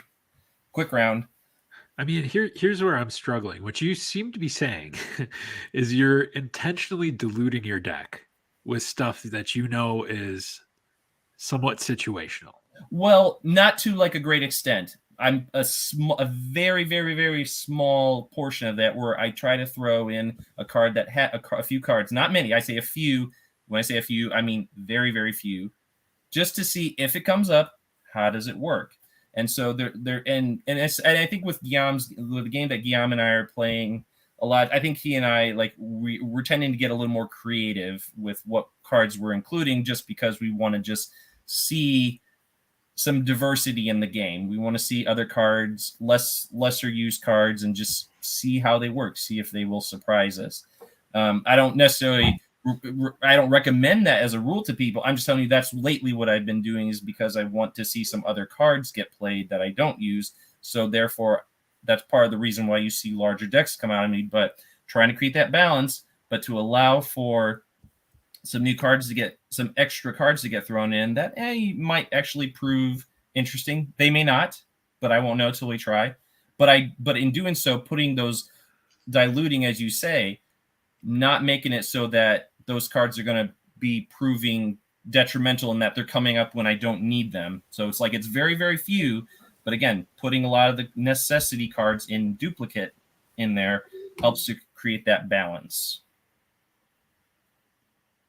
So is it that, well, first of all, so for example, if you know you're playing Guillaume, Mm-hmm. and you guys are saying you'll deconstruct your deck after every game, do you when you put a deck together and you know you're playing Guillaume, are you trying to anticipate his individual specific strategies? No, because he's always coming at me with a different team every time now. Maybe in the past, maybe early on, sure, because he was often working with Scully, Pendrell, Spiller. Right. I would say yes. Early on, I was like, okay, I'm playing Guillaume, no computer access denied, none of the cards that he's going to be able to get out of because he's got the team to do that.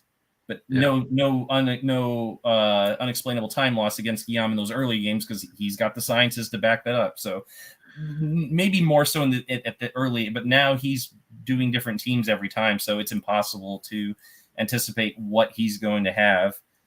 So like if I'm playing David, I'll put a Shiv in there. So no, I'll put I just wind up putting all the staple. I put 2 Detective Thompsons, 2 Unexplainable Time Losses, 2 Computer Access Denieds, and then 2 Sheriff Daniels. They're all going in there usually. And when I see Guillaume's team when we go live, I'm like, well, okay, well that card's going to be useless. No Peter Tanaka's this time because he's got enough to. So you can't anticipate that, unless you're playing the same. Unless you're like Mike and Matt and they play the same decks against one another all the time. I mean, which isn't the case with us. We're using variety here, which is I appreciate that more. I appreciate the variety of cards, so keeps the game interesting, keeps things from getting stale. Different teams, you just discover cards that yes, you've had these cards for a long time, but when you haven't played them, you don't really appreciate them as much until you suddenly realize, oh, that card I've never tried before is actually kind of good. Yeah, so it's more of a like playtest kind of thing almost, where you read the card, you understand it, but you don't maybe appreciate its how it plays in the real world, in a real world game context, right? I wouldn't go that far because again, the cards like that are very, very few. There's only a small. It's like 2-3% maybe of the overall deck will consist of those cards. Yeah. It's not much. It's so small. It's minute. It's just whether they come up or not, we'll see. Because again, tall deck, they may not come up. And sometimes I only put one in there. Okay, so if that's only a small portion of the deck, I guess what is the rest of it? I mean, how do you decide like for me, when I'm building a deck, it's the stuff that and this is a process, right? I will start out with the stack like you have, and I'll say this is stuff that is potentially relevant to my strategy, and then I will go through the hard process of cutting out all but the most essential stuff, the most impactful things in the game, and that's what makes it in. Yeah. How do you approach that? Do you just include it all, or do you I think what it is the stacks have been they've been building to they get to a certain point. I'm like, okay, that's a bit too tall. And then, so I guess maybe I go and I start shaving off a few, but I think more and more I've been doing that. I have had to do less of that. I guess the first few times I've just deconstruct and reconstruct. I'm like, okay, that's too much. Take it out. Or where I realize when I look at the stacks, and so you're eyeballing this. I am. Okay. Well, like I said, initially I was counting, but then when I was just deconstructing and reconstructing every time, I got tired of counting. That just takes up more time than I want to spend. So I am eyeballing it at this point, but I know what I'm seeing now. So it's I can tell what I'm working with is pretty close to that ratio that I'm gunning for when I'm doing it. So again, it's the reason I'm stacking them separately, so I can see okay, so this is what I'm wanting, and then I stack it all together as one and shuffle it all in. I forgot to also mention, yes, witnesses are one of those things where they're they might be the last thing I pull because I get all of the negate witnesses, and then depending on the team, I get the RP generating witness, and I throw those in there as well because I got to get those cards that Manners is going to be going in for. I do have 1 breaths in my deck, so I can get all those negate event cards in case I want to play 1 breath during my conspiracy round if it comes up. So go in and get those negate cards in there. So yeah, there's some fine tuning with with getting the regulars in there as well. But then I'm looking at, okay, here they are, stack them all. Okay, that's too tall. Maybe so maybe go in and take out a few of the ones that I was the new card. I say the new cards, but the less used cards. So maybe I'll take out a few of those that I'm you know what, I'm not going to put that many in there this time. We'll save it for another game. So a little bit of that comes in, and that's why sometimes it might take a couple hours. Where yes, I am building it from scratch. It is time consuming. I ain't gonna lie. I make it the way I describe it might make it sound easy, and I think the more I'm doing it, I'm getting more efficient at it. But it's again, is it a strategy I would recommend to new or intermediate players? Absolutely not. Do more so what Guillaume and Nathan are describing with deck construction. Mine's a very much a different approach to it. Is it effective? I mean, I guess. I mean, it seems to be. I mean, I can't say with 100% efficiency, but it Guillaume's like, yeah, it works. I mean, frustratingly, it works very well. So, but again, so the tall deck, yes, but I've got a lot of cards laced in there that are going to help me get in there and get the cards that I need. Most predominantly detective manners, but then when street contacts comes up, when with any of those other search cards come up, I'm going in there and getting what I need when the situation calls for it. So yeah, but again, I'm not going to say I'm getting out of every single round. No, that's not happening. It's like I'm still, but none of us are going to be able to say that we can do that. No one can. It's just more of like, am I constructing a deck that is going to hopefully like when all shuffled together, am I going to hopefully be able to, regardless of whether I'm the conspiracy player or whether I'm the investigating player, if any combination of these cards comes up, I mean, will I be okay? So I guess I could say like, yeah, I maybe I've done some practice shuffling, but I do less of that now, but it was kind of more like early on in our games where I'm like, okay, this actually isn't a bad hand. Okay.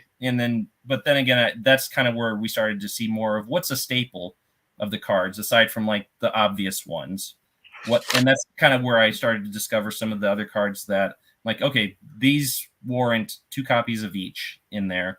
So that way, when you're putting 2 copies of all those staple cards that you're using, that does give you a little bit more opportunities to include some other cards in there, like 1 copy of a card that you're like, okay, maybe I'm not sure if this is going to be a great one, but let's give it a go and see what happens. So again, it's finding that balance.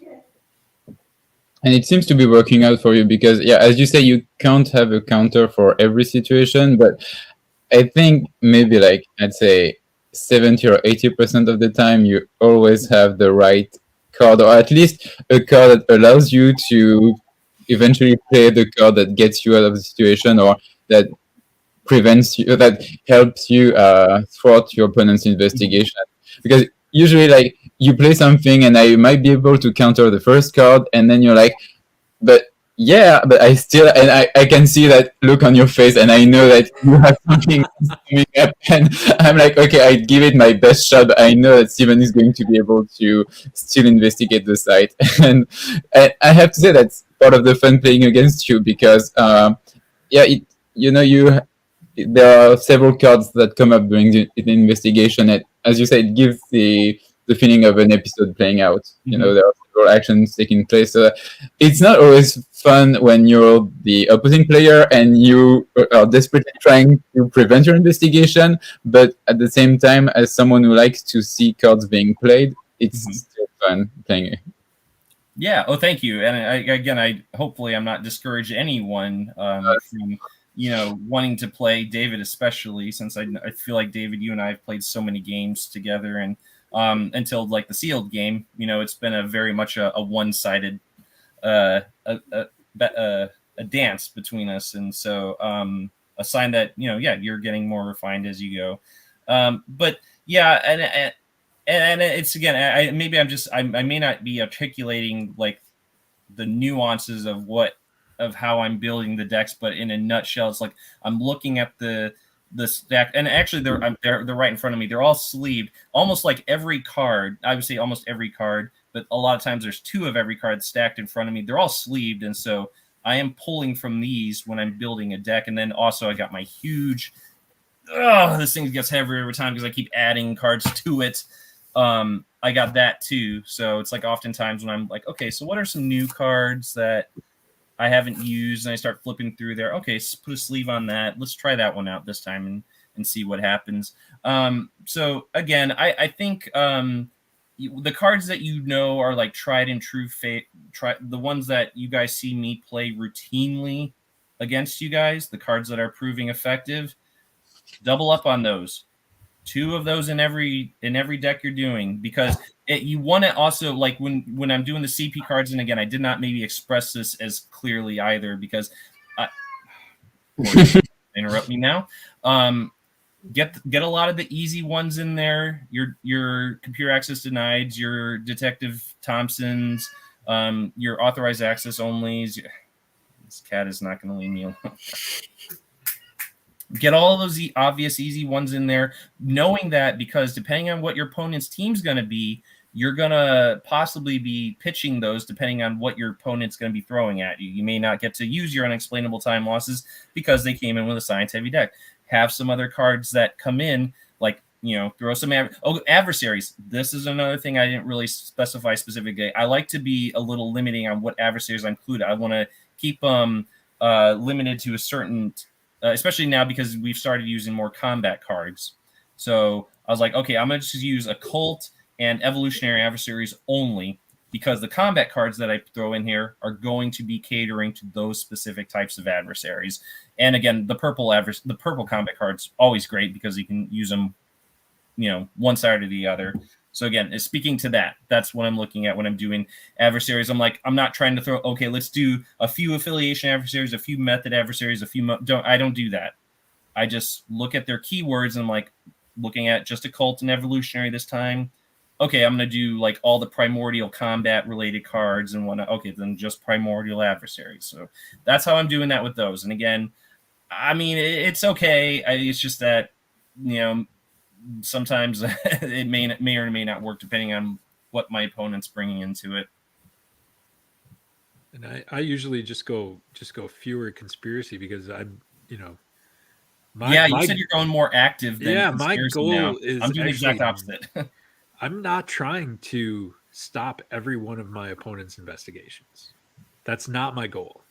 My goal is to slow you down enough that I can finish my investigations before you do.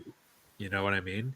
Yeah, so, and having more sites, more and more sites, and more active cards in there is going to speeds me up. You're more likely going to have situations where you're going to have 2 or 3 sites on the mat, and your opponent's not going to be able to stop all of them. More than likely, that's going to be the scenario that plays out, and it is a winning strategy, especially in tournaments. So I won't knock it. It's just that it's a strategy that I'm aware of, but I'm not necessarily inclined to do it because I'm like, I know it works. Because you don't want to win. Because you're allergic to winning. I'm not allergic to winning. I'm just I'm more interested in winning creatively, I guess you could say. But granted, I will. If I feel like I'm in a pinch where it's like, okay, the more creative cards I have, either they're not coming up or, all right, maybe it's not going to work out as I maybe hoped. Okay, fall back. I still have Detective Thompson in my hand. There you go. Play that one. There we go. Easy out. All right, then I'll pitch that card that I thought would be great inclusion, but turns out it wasn't. So again, coming back to, and I'm sorry, David, then we'll let you explain your deck building process. I know you guys So want to talking for 2 hours brains on it, and I'm happy to help articulate it as best I can.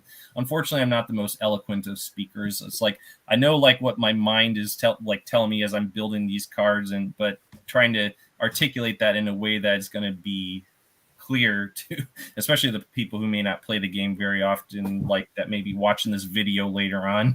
Hopefully I am, but I don't think I am articulating it well enough. Well, we're just explaining process, and I understand your process. I don't think I would use it myself, but that doesn't mean it's wrong or anything like that. It's just we're giving different viewpoints here. Exactly. Right? That's the purpose so of the I video. won't say mine is ideal. There's absolutely nothing about my strategy that I would say is ideal or recommended for beginning or intermediate. Do not use this strategy. Absolutely. Do not, because that is going to be just something that I think will just come with more experience, and then more of a choice than yes, I do like to win, but at the same time, I want to get a lot more diversity of cards and a lot more of a greater experience out of playing the game with lesser used cards coming up, or different combinations of cards. That's what I'm really hoping to try to get out of the games, the more recent games that I've been playing, is how can we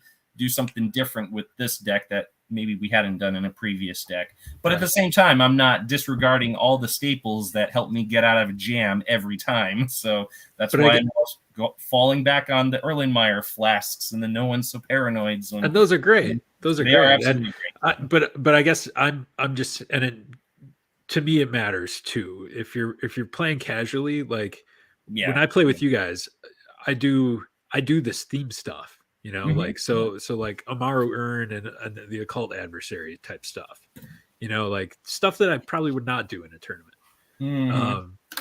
Absolutely, that's why I'm not in a tournament. I will not be bringing what I play against with you guys. That has no place in a tournament, and that's why I have no interest in taking part in one, because everyone's just like, going with a very similar strategy.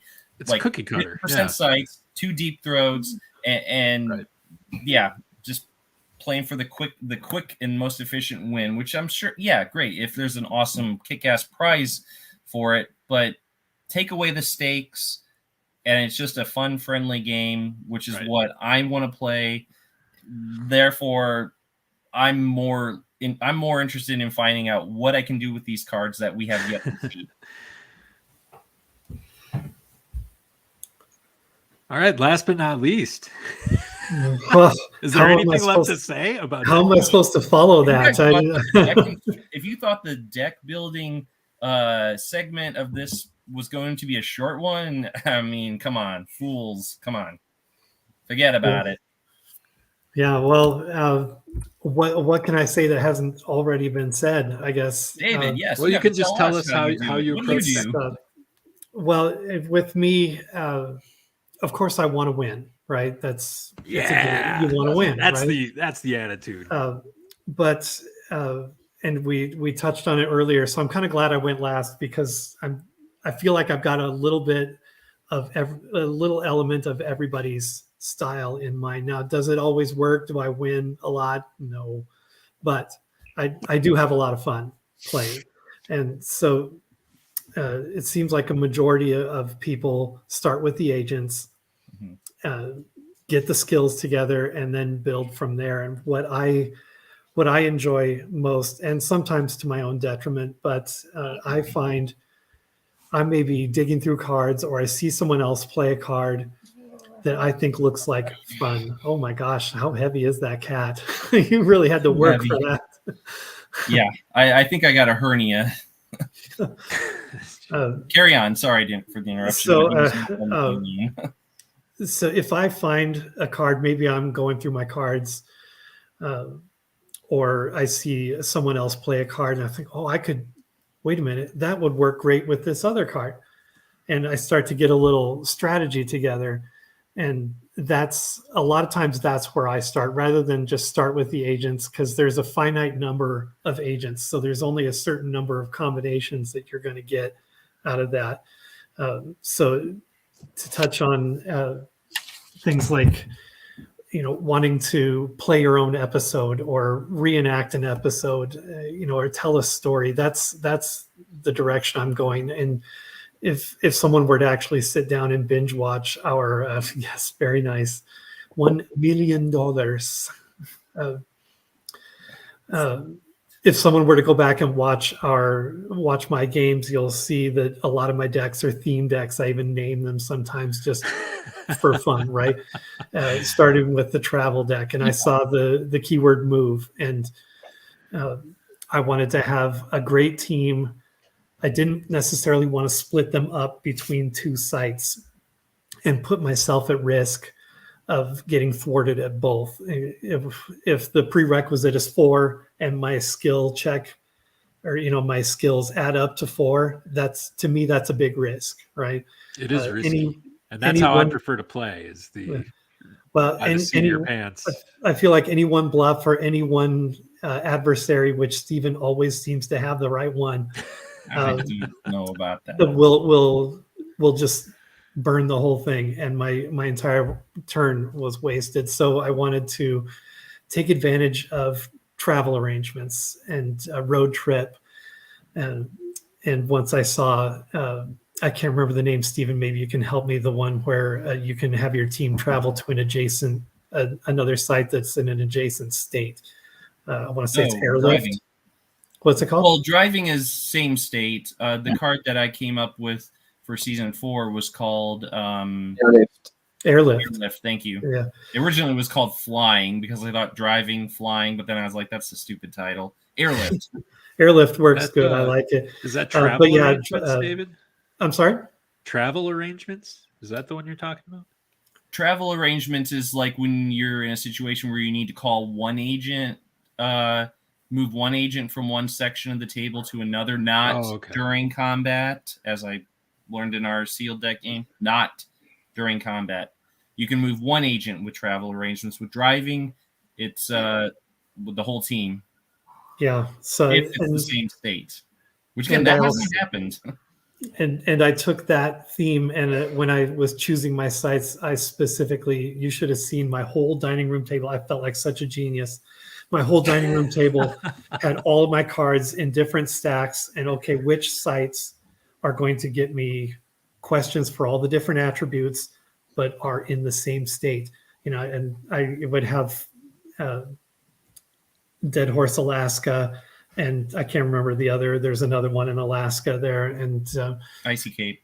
Icy Cape, and both are evidence collection, so spot on. Yeah, I tried very hard to get that synergy together, and then went to my agents and said, okay, which combination of agents is going to work with these sites that are in the same state, or I can travel, and then I ended up choosing Mulder, and then I can't remember the lady. Is it Phoebe? Phoebe Green. Phoebe Green, where she can pull Mulder, so I could put 3 agents on one side and Phoebe on the other, and then pull Mulder as kind of a twist, right? And and I am going to revisit that deck one day. I am determined to make that work, come hell or high water. But that's kind of a good example. And I've got a couple other themes that I want to put together. One that I'm working on right now, which I'm not going to reveal.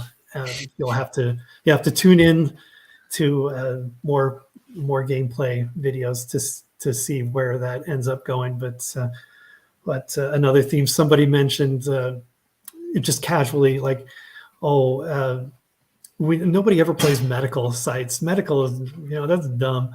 And I was like, you know what? Nobody does play medical sites. So I put together, so then I took that theme and I grabbed agents that were medical and evidence collection and computer, and I called it my CSI deck. And I'm kind of in the middle of doing that. And so in that particular case, I did start with my agents, but a lot of times I'll see 3 or 4 cards that work together, or that I think will work together, and I try to build from there. So a lot of times you'll see my deck, and I'll admit at the beginning it's a little disjointed, and I want to play that deck 3 or 4 times to tweak it and find out which agents are going to help me, and which witnesses and events and all these things are gonna build to that.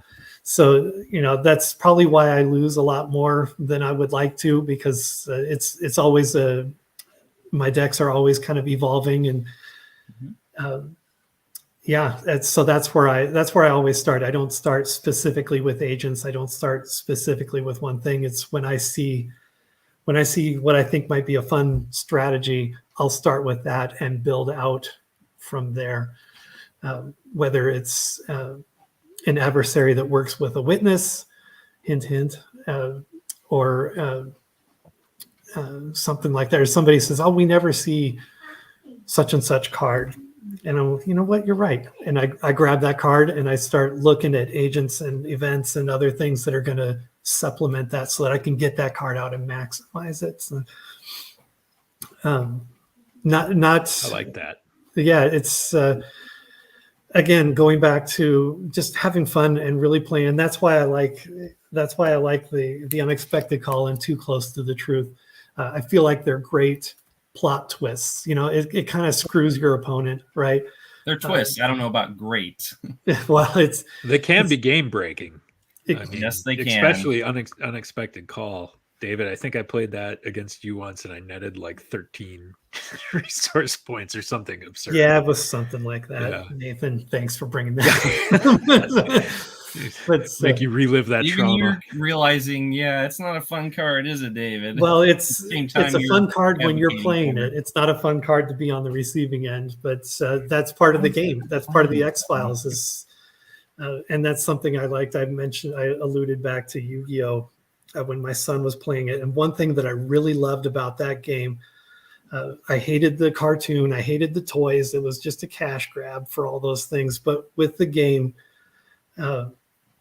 for every card that was like a game-changing card, and there were a lot of them, there was always a trump card that would negate it. And it was typically a common card. So someone would chase this killer card that would change the game, and they'd play it and they're just like, "Ooh, look at me," you know? And then somebody pulls out like the most common card. Everybody's got a million of them, and it just queers it. It just ruins it for them. And I liked that no one card ruled the game. And we're finding that with like Deep Throat. People are saying that they're liking that card less and less, and that's a good example of a card that can really just ruin a game for somebody. And Yu-Gi-Oh didn't let that happen. So I like to see those kinds of strategies where I try to put together some great combo that's just going to be fun to watch and fun to play and see it come to fruition. So has it come together for me? Maybe not, but I've had fun putting the decks together, kind of putting decks together in a less traditional sense of starting with the agents and doing a numbers game and that's the way I like to do it. I like to have fun with it. Of course, I like to win, but that's my strat. I try to find fun cards that maybe don't get played, or maybe I've in my mind have found a different way that they might work with some other cards, and put that together and then build off of that. What's going to support me getting this combination out on the table? And that, I think, is I hope I'm not giving the impression that my deck is just all cookie cutters. like it's always the 2 Langleys and the 2 Froickies and 2 Deep Throats. And yeah, I don't want to convey that either. It's just it's not ones that come into your head when you're well, like David, I like these weird, I will call them janky strategies for myself personally. Janky strategies. And I would do that with Pokemon too, when I was playing, in the break room. And I don't want to embarrass anybody, but I was a pretty good player at Pokemon. Not the best, not tournament level. I had one guy beat me in one turn, and this was early on when I walked into the break room with my deck of cards, and this guy's like, "Oh, you got a deck? You want to play?" I'm like, "Yeah, sure." And little did I know he's like a world champion. He waxed me literally in one turn, and then he got up and was talking to everybody and laughing about it. I'm like, "Fuck you," And I'll bleep that out later. But no, I think that was an appropriate response. And I almost quit the game. I was still going to work there, but I just wasn't going to play the game anymore. That wasn't fun to get burned like that. Not if you're delighting in it like that. But I took it, I took it in stride and decided I wanted to have fun. I didn't want to play like that. I wanted to have fun. And some people might say too close to the truth isn't fun, but again, I think it's a fun plot twist that goes with a story. It's fun for me, I guess. I've been on the receiving end of it too. I know it hurts. It sucks, especially if you've got all these great resource cards and suddenly unexpected call comes and you don't have a point to save your life, and maybe it sinks the game for you. But that's part of the fun, I think, as long as it's not to an extreme where you're just getting burned like in one or two turns. I'll argue that I mean, for me, the fun parts come in when an adversary, I get to play an adversary, and I happen to have I just noticed Guillaume's cat decided to do the same exact thing right on the heels of my own. So when an adversary comes up and I happen to have the right combat card in my hand that is going to be able to assist with that, that is a more recent occurrence that I found to be particularly delightful. I do very much enjoy when I have a card in my hand that has the keyword that whichever RP generating witness I have, Kevin Morris, Kristen Killar, whichever one, I love it when that card comes up. And I do think about that too. Again, that's another little thing. That's why it takes me like 3 hours to build a deck. Because when I go back and I do all that, then it's like, oh, okay, so I've got my RP generated witness. Okay, do I have how many of the, can I throw in a few more alien or evidence collection ones for the sake of Kevin's benefit or whatever? I do think about that too. As that's kind of more, that stuff that kind of comes at the end of the deck construction as well. Because I love when I have a card, I'm like, oh, that keyword, Kevin's got that key. There we go. So I love generating RP as a result of having a particular keyword, which is why I was like trying to make the season 4 cards as keyword heavy as possible, because it's just one of those fun little instances where it pays off. I like to let the cards pay for themselves as quickly and decisively as possible. Well, and that kind of takes me back to like Kevin, my it's almost like the Hatfield and the McCoys, it's David Pease versus Kevin Morris kind of a thing. But it's, as much as I hate being on the receiving end of it, I love watching that synergy, that kind of play out, and it's working against me. But that's the kind of combinations I like to see cards. That means to me that's well thought out. Someone really put their brain onto that and to make those keywords play like that, and it's the hallmark of a good game. So yeah, that's why I enjoy playing the X-Files, because of those little nuances and finding keywords that work with activators and finding that combination. Other games like a certain one with that I used to play, Pokemon. That's you can just. And this is what killed me in the beginning of my X-Files CCG playing days, was with Pokemon, you could just play any card. It didn't have to have an activator or a specific keyword or anything like that. If you had a card that worked, you could play it. And the game works, but it didn't translate to X-Files. And so that's why I like the X-Files a little more, is there's a lot more thinking, a lot more brain power that goes into putting these combinations together. Which for me is the fun of it. Cosign. So there you go. And I what one thing that I forgot to mention is that when I'm building my team now, more and more I'm using Joost's website, because it's an incredible time saver. When you're building your team, you just click on the different agents and immediately you see what their skills add up to, so that saves a lot of time. And yeah, because it can be quite tedious to have to calculate every time you think of a new team, like, okay, how much alien, how much do they cost, etc. So that resource is awesome, and I've been using it also for the second time now to build my deck as well, mostly for to select sites, because it's really easy. You can just, once okay, my team is heavy in bureaucracy and criminal investigation, you can just click bureaucracy, criminal investigation on the side, and it just only shows you the sites with those keywords, so it saves a lot of time. I'll add a little addendum to what Guillaume just said. Yesterday I was at work and it's like I knew I had my game with Dave Meyer, and I did not have time the day before because I lost track of time editing the video. And so this is one of those situations where I was going to be kind of hastily putting the deck together after work. So while I was working the service desk and it was slow, I pulled up Joost's website and I started building the deck on there, and then I just grabbed a printout of it. So then when I got home, it's like the fine tuning stuff about, okay, my RP generating witness, my the stuff that the search cards and things like that. That's really kind of hard to do with his website. But it's like all that stuff where you can like you said, you can sort or limit it by certain types and keywords and whatnot. Made it so that at least I had the bulk of it planned.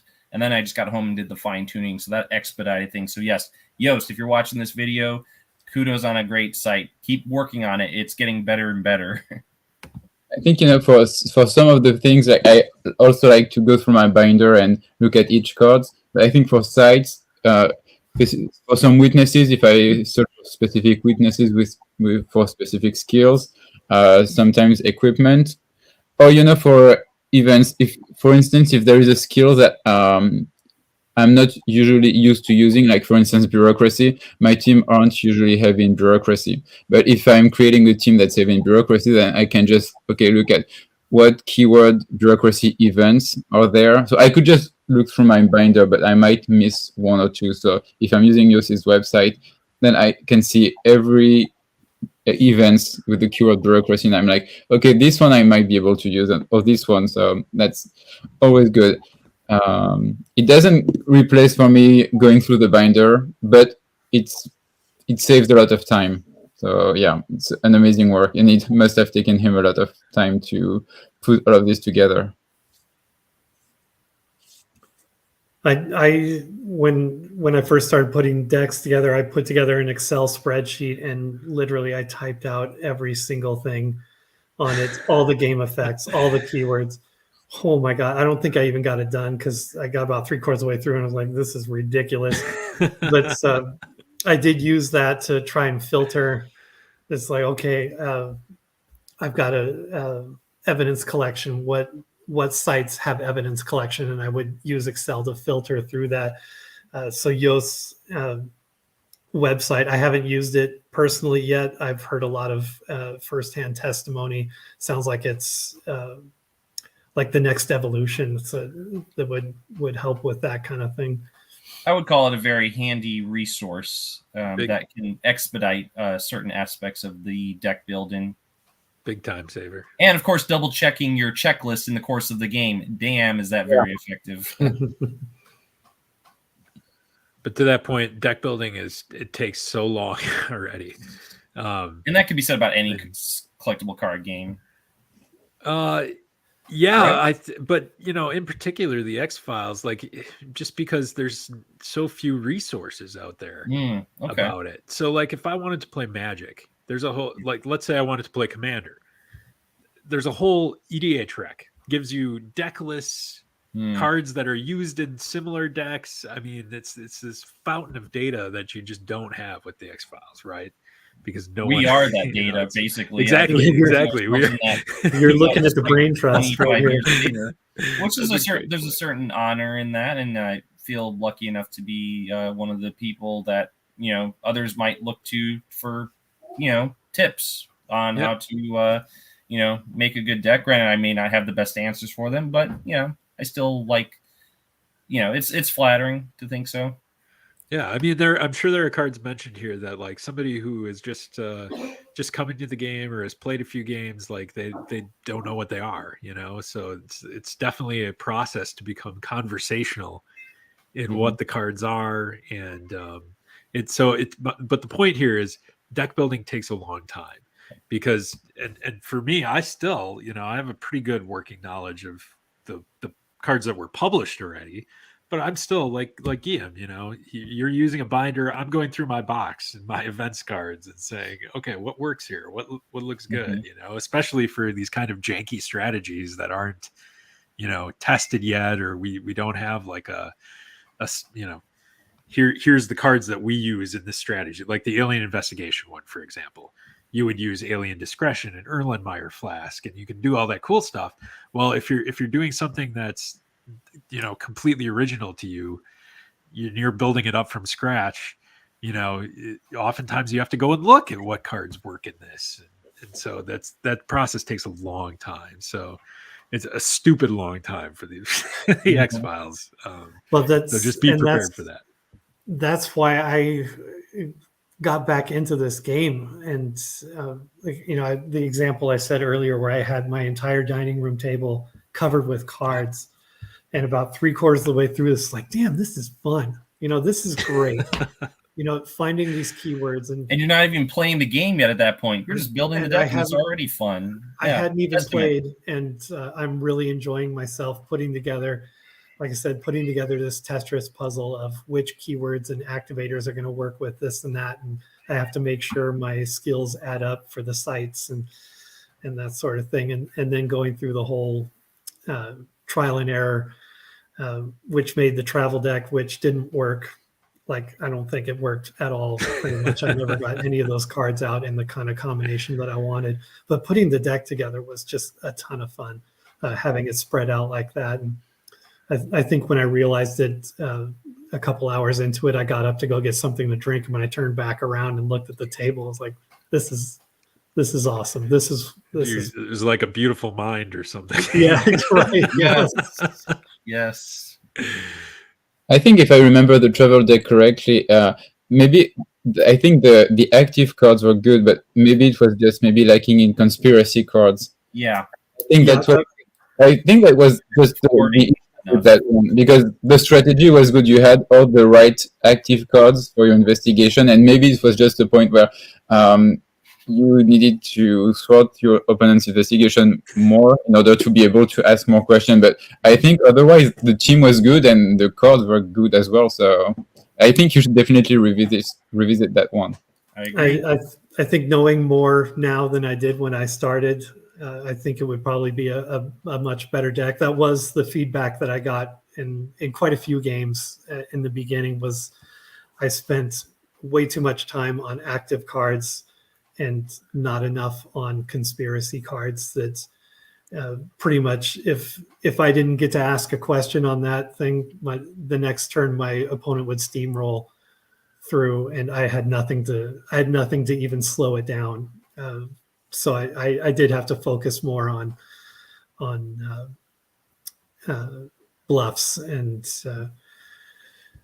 adversaries. I was a little hesitant with combat, which is fine. That's okay. It seemed like a lot of events and bluffs. I think that's a good starting point. And then I think maybe if you feel a little more comfortable with the conspiracy cards you're using and you find the ones that are getting to be the most effective, then yeah, feel free. Then go okay, let's look at adversaries now. And I think that's kind of what Guillaume and I were ultimately doing. It's like, yeah, okay, we got to the point where we got the events, we got the bluffs that we know that work, but let's see what we can do with adversaries in combat now, just to make it more interesting. But David, yeah, as Guillaume was saying, I think your travel deck idea, it's sound. What it is that find all those RP cards that you want to, the move cards. And then, yes, all the cards that have the same state, as many as possible, group those together. Great.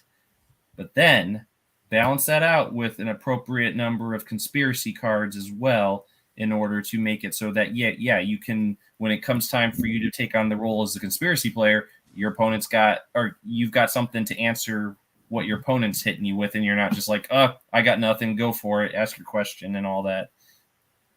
But I think what's difficult about being the conspiracy player is that when you're the active player, you can build your strategy because you know what your team is. You can find the right card for that. But for the conspiracy part, you don't know what your opponent's team is going to be. So you have to find those general cards that can apply to everything. And you have cards like Dr. Berube or Paul Mossinger, which can be good. But if your opponent doesn't use any of those skills, then you've just included those cards for nothing. Which is what's making a lot of the CP cards in the Scully set a little problematic, because they are situational in that it depends on what skills and sights your opponent's bringing. So that's where some of the Scully set cards may wind up being unappealing. Different situation if you're like a Matt and Mike, where they have the same decks and they play each other all the time. The Scully set cards will come in handy for them. But for us, where we're changing it up every time, not so much. I think maybe it's something we have to keep in mind for future expansions for the conspiracy cards. Sometimes instead of focusing on just one skill that we are targeting, maybe target two skills on the same card to make sure that people will be more inclined to use them. Because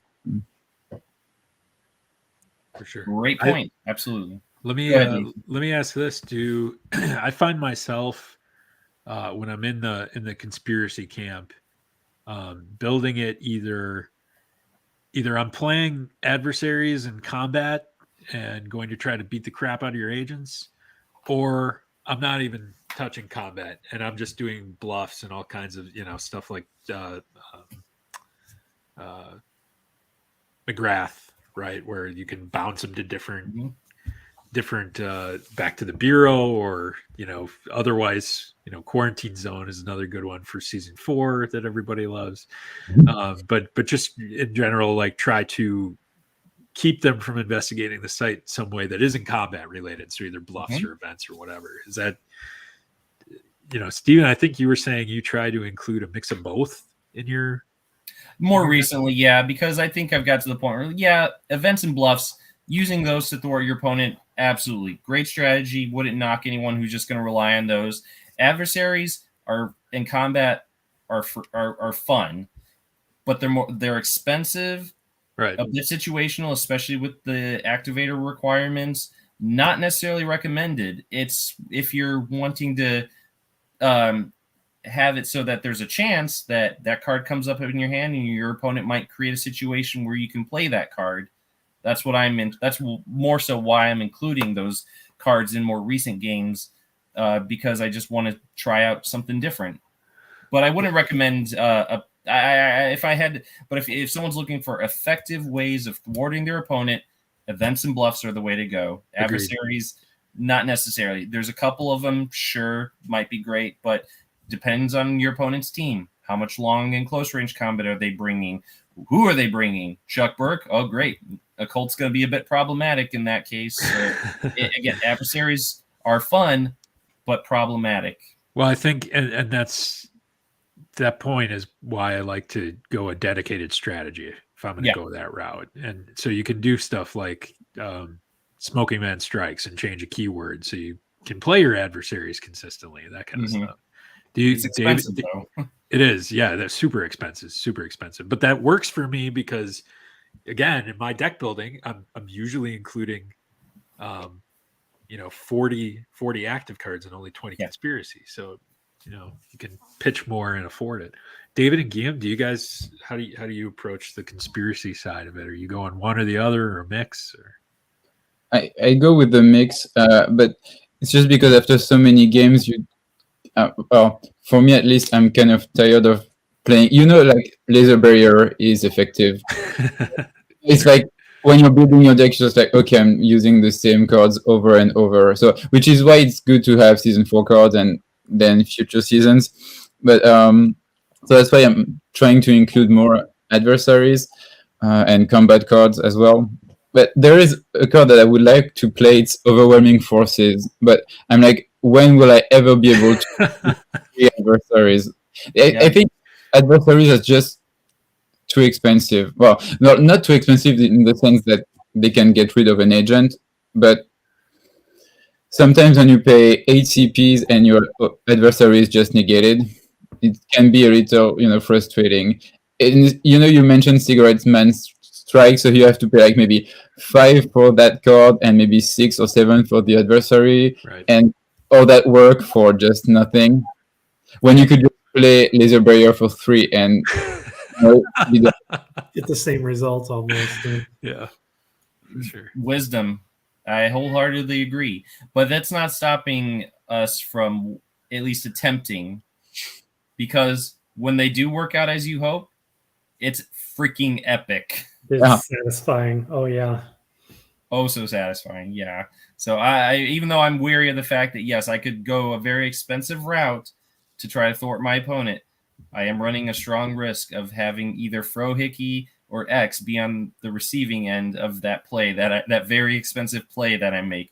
So I guess, something to be said about cards like Foo Fighter or the two that I don't like seeing you guys play. If it's going to make it so that it might facilitate you to play those more expensive combinations, I suppose, but I'm still not. But I still want to be able to walk away from the game feeling good about it. So I was like, you know what? Screw unexpected call. Oh man. And I think that's what I enjoyed when we played the sealed games, because we could not rely on the usual Furiki or Langley or X, and that made it made you more confident to play a conspiracy card, knowing that your opponent would not have those cards in his hand to negate it. So you could play an adversary and you're like, okay, I'm almost positive that I will be able to, if I'm paying the 8 CP, I will get the result. Mm-hmm. But for someone who's starting the game and building the deck, absolutely, you do need to include those cards. You do need to include the Laser Barrier, Detective Thompson. You do need to have the Langley, the Frohickey, or Hard Evidence, all those cards that we usually include. Absolutely. I mean, Which yeah, is- we still do. We still Yeah. do. Even when we're putting some other possibilities in our deck, we're still going back on those tried and true conspiracy cards. No question about it. Now, Guillaume, that's a great segue into our next topic, which I'm hoping to go around the room here. What are your must-have cards in a deck? What deck is just not complete unless you have that card? Guillaume, do you have any cards, hard evidence, maybe shotgun, not necessarily to use it as equipment, but just to score some quick CP? Do you Yeah. have any cards that we're going to see all the time? For equipment that I'm going to be selling for CP, I have shotgun, 2 Lux video camera, and alien stiletto. So basically those 3, and then usually 10-13 equipment cards, the one that costs 4, and you have to discard to add to. I don't like those one. I don't like those, so I usually include them to sell for CPs. For combat cards, I usually have ambush and first aid. Bluffs that we mentioned, like Section Chief McGrath, Laser Barrier, Card Trouble, and Detective Thompson are usually good cards, as well as Nasty Surprise. Always good to have. Weaknesses, aside from weaknesses like the Calusaries and Dr. Blockhead, etc., the Thinker is always good to sell for CP, and it can also help you during your investigation. And events, you do need to have a few healing cards, and you do need your Langley for Reiki, Hard Evidence, Rejuvenating Caves. There are a bunch of cards that are always useful in every situation. And as for adversaries, the one I think my favorite might be Joseph Patnick, because when you get to play him, he's incredibly cheap and it can wipe out at least 2 agents. Okay. Nathan, same question. Yeah, for me, I don't really have a stable of like must-haves, except I think every deck, and you mentioned most of them, is going to have at least one Frohickey, at least one Langley. I find myself including more often than not at generally only one No One's So Paranoid, which has their combined effects. You can also pitch it for 5, which I've done in the past, so that's helpful. And I think, Friend in the FBI, Rejuvenating Caves are usually pretty standard. And then I still, Steven's gonna hate it, I still typically include a Deep Throat. I'm not hating it. I don't hate that card. I include one for CP purposes. Yeah. But yes. I'm just saying I don't like to rely on it for the win. I don't feel good about it. No, I don't feel good about it. I just don't feel like I earned it. Yeah. That's a personal preference. If anyone else feels like, you earned it, fine. But I just say I prefer to feel like I earned the win by not relying on such cards like that. My compromise is that I don't include 2. I only include 1. So there's that. Maybe if you've failed to investigate at least 4 or 5 sites, maybe it's okay to play Deep Throat at some point, just to get back into the game. If it gets you back in the game, I mean, sure. I'm not going to say that's a bad call. I mean, that happened in the game last night. I didn't play it, but my opponent did. He was down, and he played that card. I was like, I can't knock you for that. I'm well ahead of you at this point, and you need it, so go for it. I'll also usually include a copy of X, unless but that's another one where it's like, usually I have some other stuff going on where, like the last deck I built. So I had I started with Burke and I had Queequeg in it. So like stuff that's selective that allows you to eliminate. It's certainly not as effective as X or as broad, right? It's not any adversary, but if I've got enough other stuff that okay, I can deal with adversaries if they come up, or if my agents themselves are heavy and long range, close range combat, 4 health agents, or I have equipment in the deck like SWAT, the SWAT assault gear and stuff, then then I'll probably skirt on it because they're prepared for combat. Like, bring it on, you know. So X, but X more often than not, at least one copy makes it in there. From the conspiracy side, I mentioned rejuvenating caves. It's with conspiracy, it's much less consistent because it depends what I'm trying to do, you know, and what your opponent's bringing. Yeah, but I'm only putting, you know, like 20, maybe 25 conspiracy cards in my deck. So, you know, it's really, I'm pretty selective about what I try to get out of that. I mean, that's the stuff that finds its way in most often is like Smoking Man Strikes, because you can, especially in a combat deck, you can enable that, but you can also use it on other cards too to enable some bluffs. So I'll include that. Conspiracy. I really don't think there's. I mean, from an adversary standpoint, like the Manitou Strikes is probably the premier. Is it Manitou? Manitou Strikes? Is that the Manitou Stalks Its Prey? Stalks Its Prey. Thank you. I thought I was screwing that up. It's problematic with the long range combat round, but if you can if it can survive the long range combat round, this is a fantastic. Yeah, I've adversary. Played games with that where it just wiped out the other team, you know, and it's just an amazing card. So like I default, I think, to higher power adversaries like that if I'm going to include them. But I guess I guess if I'm going the other route, if I'm going the you know, bluff / event route, I like to pick one or the other. Bluff / event route, I'll use the computer access denied, the laser barrier, unexplainable time loss, all that kind of ultra rare stuff that we've all seen used 100 times before. Mm-hmm. So it's not very interesting from that standpoint. But like I do try to get creative. There's a lot of like untapped potential in conspiracy cards that people just don't use. And so, you know, I would encourage during deck building people to explore that stuff. And a lot of it is more effective than you think it might be at first glance. I remember in particular, I think it was I Want to Believe, which turns a witness modifier that's a positive into a negative. Into a negative, yeah. Yeah. Hopefully, trust no one. Okay. Trust no one. Thank you. Sorry. I get the taglines mixed up. Right? Yeah, it's all good. Trust no one, where it turns the witness modifier into a negative, and I pulled that off once, and I'm like, man, this is actually a great card. Like we should play with this more often. So if only witnesses were used more often, that card would get way more love. Right, and thankfully your expansion helps enable. Yes, that. It does. Oh, shotgun and alien stiletto, I include quite a bit. CP fodder for sure. Yeah. Although alien stiletto, I actually like equipping and then blowing it up for 10 resource points later on. So, all right, Stephen, you're up. I'm gonna try to really must-haves. What's that? My must-haves. What are your must-haves? All right, starting with agents. I mean, that's a short answer. Manners. I mean, what more can you say? It's the guy that gets me the witnesses that I need. Adversaries.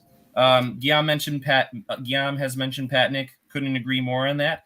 But much in the same vein, and more of a recent one that occurred to me. Hey, this one isn't so bad. Squeeze. Very much like Patnick. Long-range combat round is skipped. And unlike Patnick hits with 4, Squeeze hits with 3. And so that if your opponent has like a Hosteen or a Burke or someone like that who's got contributing 4 of a certain skill, hitting him with Squeeze, there you go. It's going to get them in the hospital. They're out of it. So I love Squeeze because it should guarantee it's cheap. It costs 3. It's cheaper than Patnick.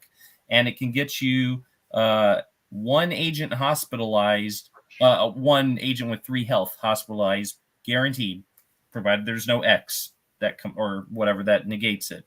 So if Squeeze gets into combat, he should be able to knock out an agent. So witnesses, come on, Kevin Morris. But I like, again, not every deck I play is going to be having alien investigation, so I might rely on a different RP generating witness. So let me say, every deck that I'm playing with is going to have at least 1, probably 2 RP generating witnesses in there. Depending on which sites I include, I usually put 2 RP generating witnesses in there. Usually it's Kevin. He's usually one of the two. Oftentimes it's Kristen Killar, probably Dr. Nolette, but it just depends on what team I've selected for that game. Sites, I mean, there's not really a staple of that. I mean, other than sites are just very aesthetically pleasing to look at. I mean, but since I'm focusing on alien investigation for the majority of my games, you can rest assured that 2 copies of each of the alien investigation sites are going to be present in there. But there are certain sites that I just love to look at because they just have a very gorgeous landscape. And I mean, but most surprisingly, the most beautiful one being Svo's Tattoo Parlor from Never Again in the Season 4 expansion. What a beautiful looking site card. I mean, I can't say enough about how great that card looks. All right, moving on to events, because there are quite a few of them. 2 copies of Hard Evidence go into every single one of my deck. They are must-have. I'd feel incomplete not having 2 copies of Hard Evidence. 2 Unexplainable Time Losses. They're a given. Got to have those in there. I also use 2 Computer Access Denieds in every deck because I also have Alien Discretion as a primary skill amongst my team. 2 copies of Alien Discretion are going into my deck because those get me out of those nasty bluffs. I usually am putting 1, if not 2, Message from the Stars in there for CP fodder. Again, I set aside a small stack of cards that I know are going to be for CP fodder purposes only, but lately I've been trying to err on the side of using cards that not necessarily like Shotgun. I know I'm not going to equip that. There's no way. I'm going to instead use cards like this where there's an outside chance I might decide to use it in the course of a game as intended. So I'm using more of those now than I am like the shotguns and other equipment that I just know for a fact I'm never going to equip. So 2 Nurse Owenses as well. 2 Rejuvenating Caves. Absolutely. You guys have shown me that those cards are worthwhile. 2 Friend in the FBI's every time. I usually put a Lula Phillips in there because lately I've been playing with more adversaries. I like the idea of if she's in my hand, I can maybe get something out of it. But seems like lately she's coming up not when I play an adversary. So a bit of a give and take on her. It's great. I would only put 1 in there, though. 2 Grid Pattern Searches. Got to have 2 of those in there because I especially when you're working with a bigger deck like mine and you rely on searching in your, well, in this case, your discard pile to get some of those great cards back. 2 Langleys goes without saying. 2 Friend in the FBI's, again, goes without saying. Evasive Maneuvers, very good card for, because not a strong number of the adversaries don't have that keyword phenomena. So 2 of those, they're more expensive than X, weirdly enough. X can negate any adversary you want, but this card is very selective, yet it costs more. So bit of an inconsistency if you ask me on that. X is the ultra rare, though. I mean, X is the ultra rare, so I guess that does balance out on that. Yeah, point taken. Because again, my team is heavy in investigation. I love this particular promo card. I got one with this box that I just ordered online that miffed Dax a bit. Alien Technology. I love this card, especially if I have a bunch of sites that are alien investigation and this card comes up and I'm successful, I'm playing this card. So can negate a government or alien adversary. So therefore my opponent is disinclined to hit me with either of those 2 for the rest of the game, knowing I'm sitting on that resource card. I love that card. Steven, we haven't played too many games, you and I. Mm-hmm. Are you always doing alien investigation as your pretty much? Yeah. Okay. Yeah, except again, the game I just played last night with Dave Meyer, Alien Investigation, was not to be found. And the sealed games with Guillaume and David, sure. Those were more bureaucracy. But when you deck build, when I deck build, Alien Investigation is a staple. But I'm starting to err away from that again. The game I played last night was not Alien Investigation at all. So is that just a function of the? I mean, I think Alien Investigation is like the most overpowered. Yeah, and that might be why. Yeah, that's because I'm working with a larger deck, and so I have these staples like 2 Erlenmeyer Flasks and 2 Alien Discretions and whatnot in my deck. I think that's helping me out in the way that I can. It can help me with. Yeah, I can have a larger deck, knowing that I'm gonna be able to also have cards like that are, as you said, powerful cards that can help me out in a jam, combined with the other cards like No One's So Paranoids and Frohickeys and all that. With all of those, stacked in my deck, yeah, they can't do any. I mean, it's a lockdown deck basically. I've played that one. Exactly. Yeah, it's incredibly frustrating to play. On top of that, who can go in and get the cards that I need, along with all those other Search Bureau deck cards? Put those in there as well, and then I wouldn't say it's a complete lock, but I'm the evidence, from all the games that I've played. I mean, there is something to be said about it, I guess you can say. But again, solid deck construction is still going to have to factor in, because those cards still have to come up. When I need them, so you can't stack it to the point that they're buried so deep in there that they're not going to help at all. So if I don't have an Erlenmeyer flask in my hand, that didn't come up. Oh, but I pulled an X. Oh, great. Or I pulled an Evasive Maneuvers, or another card that can negate whatever card's been thrown at me. Yes, it's nice to have an Erlenmeyer flask for whatever card gets thrown at me, but in case neither of the two come up, I better hope I have something else in my hand that's going to get me out of that jam. So that's why, again, trying to make it as much of a lock as possible. So knowing which cards to include in the deck that are going to, and again, in 2 sets of 2, to make it so that there's a good chance they're going to come up in there. So I think you won the Scully Gen Con and not the Murder Gen Con, because it will force you to change your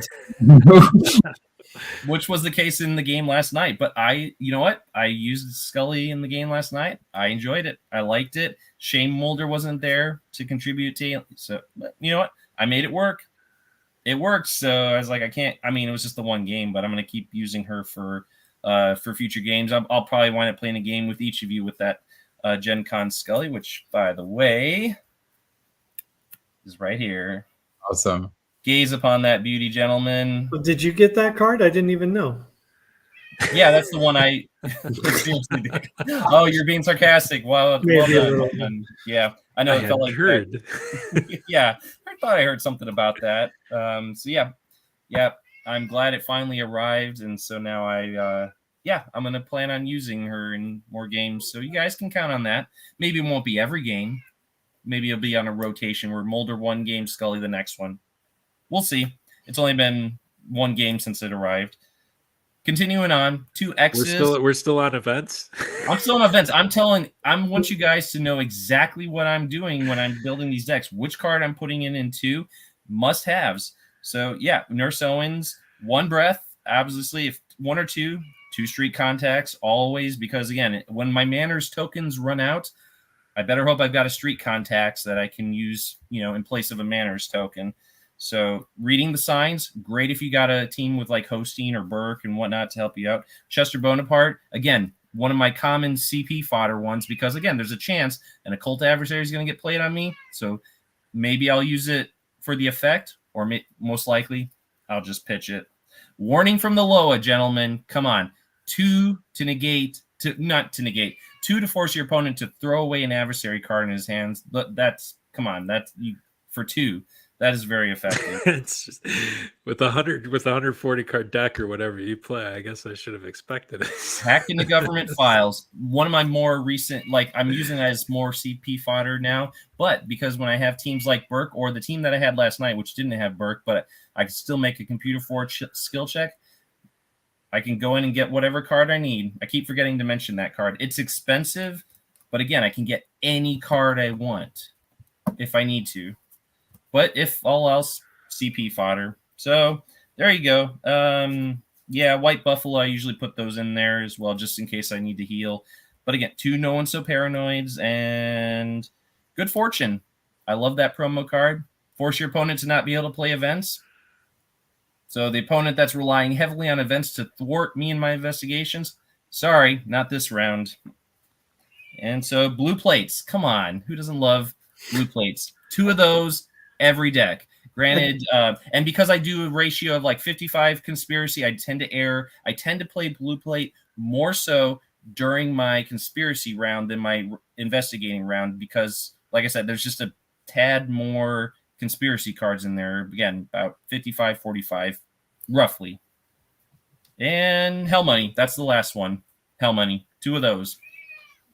And That's that, it. ladies and gentlemen, is why Steven's deck is a skyscraper. I feel like we just went through the entire card list. I don't even Well, remember nothing what the but hell all Hell the Money staples. does. Those are what I'm putting in there, guys. Now you know what you guys know what I'm working with now. So yep. But yeah, as far as bluffs goes, there's nothing like Guillaume said them all. Card Troubles, Detective Thompson's, yeah. Those are the regulars I'm including there. 2 Nasty Surprises as well. And for equipment, like I said, I'm erring away from those more. But yeah, shotgun if I feel so inclined, but not so much anymore. So I'm using less and less equipment these days. And combat, that's it. One, Guillaume said ambush, but the other one that he didn't mention, illusionary foe. That's it. I'm done. Feel like I've been talking forever. Well, now you guys have a very much an open window into what exactly I'm doing on this end. So hopefully that was a little more enlightening. I might just go back for some homework and transcribe that entire list into the video description just so it's there for everybody to read. Gaze upon it in all its glory. Oh, Scully? I mean, come on. There it is. You can't, like, how can you not? I'm still trying to find out what Hell Money does. I've never played with Phenomena card. What's that?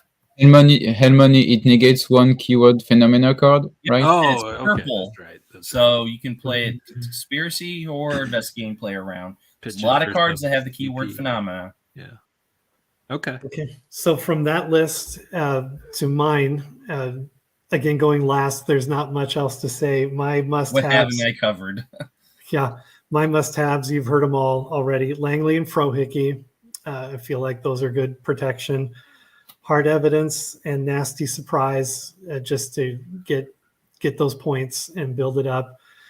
Grid Pattern Search. In early discussions in our Discord, I was saying that there just isn't enough access to my deck to find the cards that I want.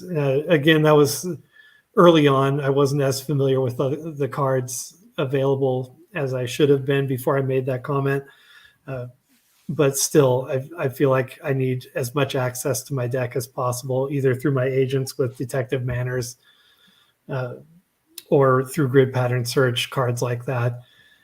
Nasty Surprise, I think I already mentioned that. And then a new favorite of mine, Injured Relative. Forgot to mention that one. Absolutely. I'm liking that one. It's a quick, easy way to get an agent into the hospital with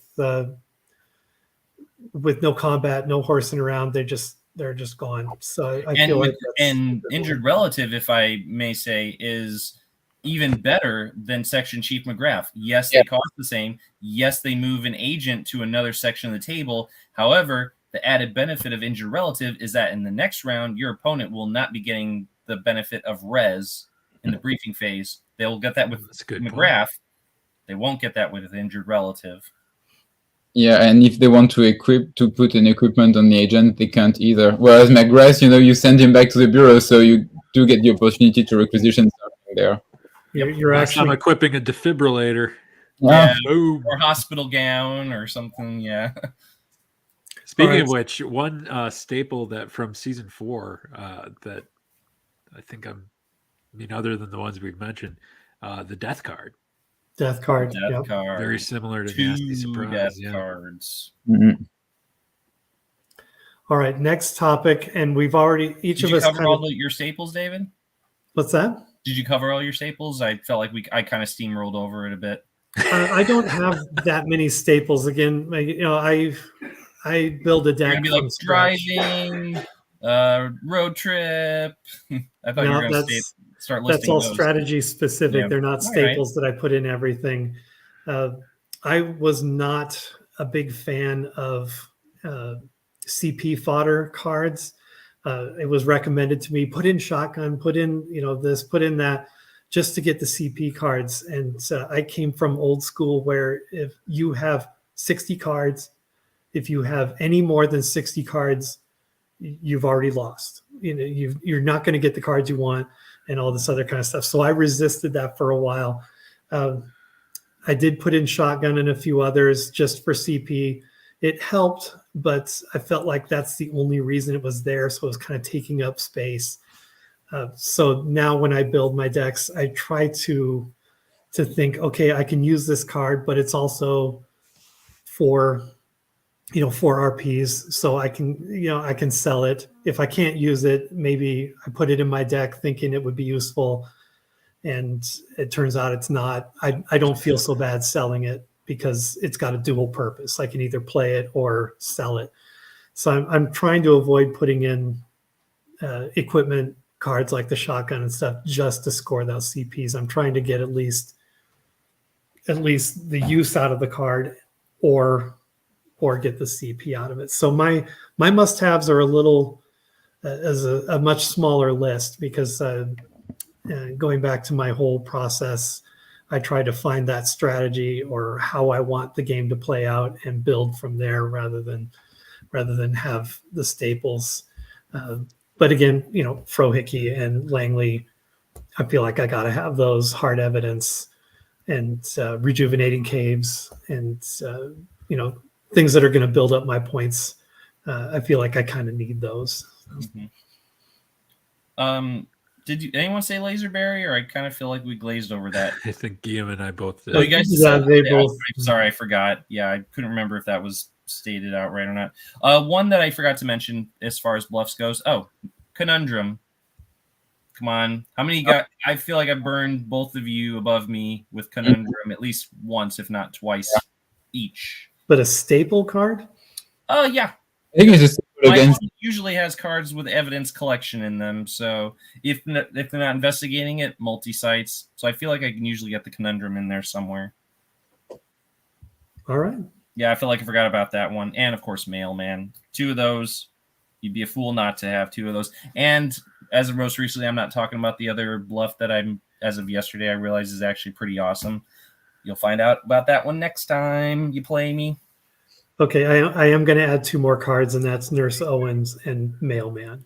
Yeah, it's I'm depending more and more on my agents for access to my deck, so it's good to be able to get those tokens back. Replenish those effects. Yep, absolutely. What's our next topic? Our next topic, and we all kind of touched on this when we were talking about our process. Because I put it in the agenda all kind of lumped together, but put it in a box with a bow on it for me. What do you think is the ideal deck size, and do you have like a specific ratio of sites to events to bluffs? Nathan, you mentioned like a 40-20 mix of active, 40 and 20 conspiracy or something like that. Guillaume, you started us off. What do you think is the ideal deck size, if there is one, or and do you have like a specific number? I think you said 20 for sites, right? Yeah, it's usually 20 sites, and it depends on how tall my deck usually is. If the few times that I went over 100 cards, then I included maybe 25 sites to balance things more. But I think, well, as you said, there are no ideal deck size. I think it depends on your strategy, but I think if we were to say it would be something between the 60 minimum and maybe Steven's 100 and more. So, yeah, maybe something between 70 and 80 cards is reasonable. And as for the ratio of conspiracy and active cards, I think I tend to maybe have more active cards, but not by choice. It's because I feel like I need to protect my team, and I can do that better with active cards. But I'm trying to include more conspiracy cards.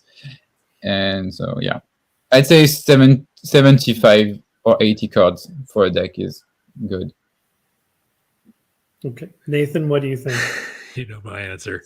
As in any card game, the lowest legal amount you are allowed to have. Less is more. Yeah, and it's going to involve making difficult choices about what benefits your strategy the most. But that's restrictions breed creativity. So sometimes it's good to have to make those choices. Then as far as like, I again, I don't have a like I include X number of events or so. The only because sites are the currency of the X Files CCG. I'm usually between 30 and 35% of my deck is going to be site cards. I think I would love to play a game when knowing your opponent only has 60 cards.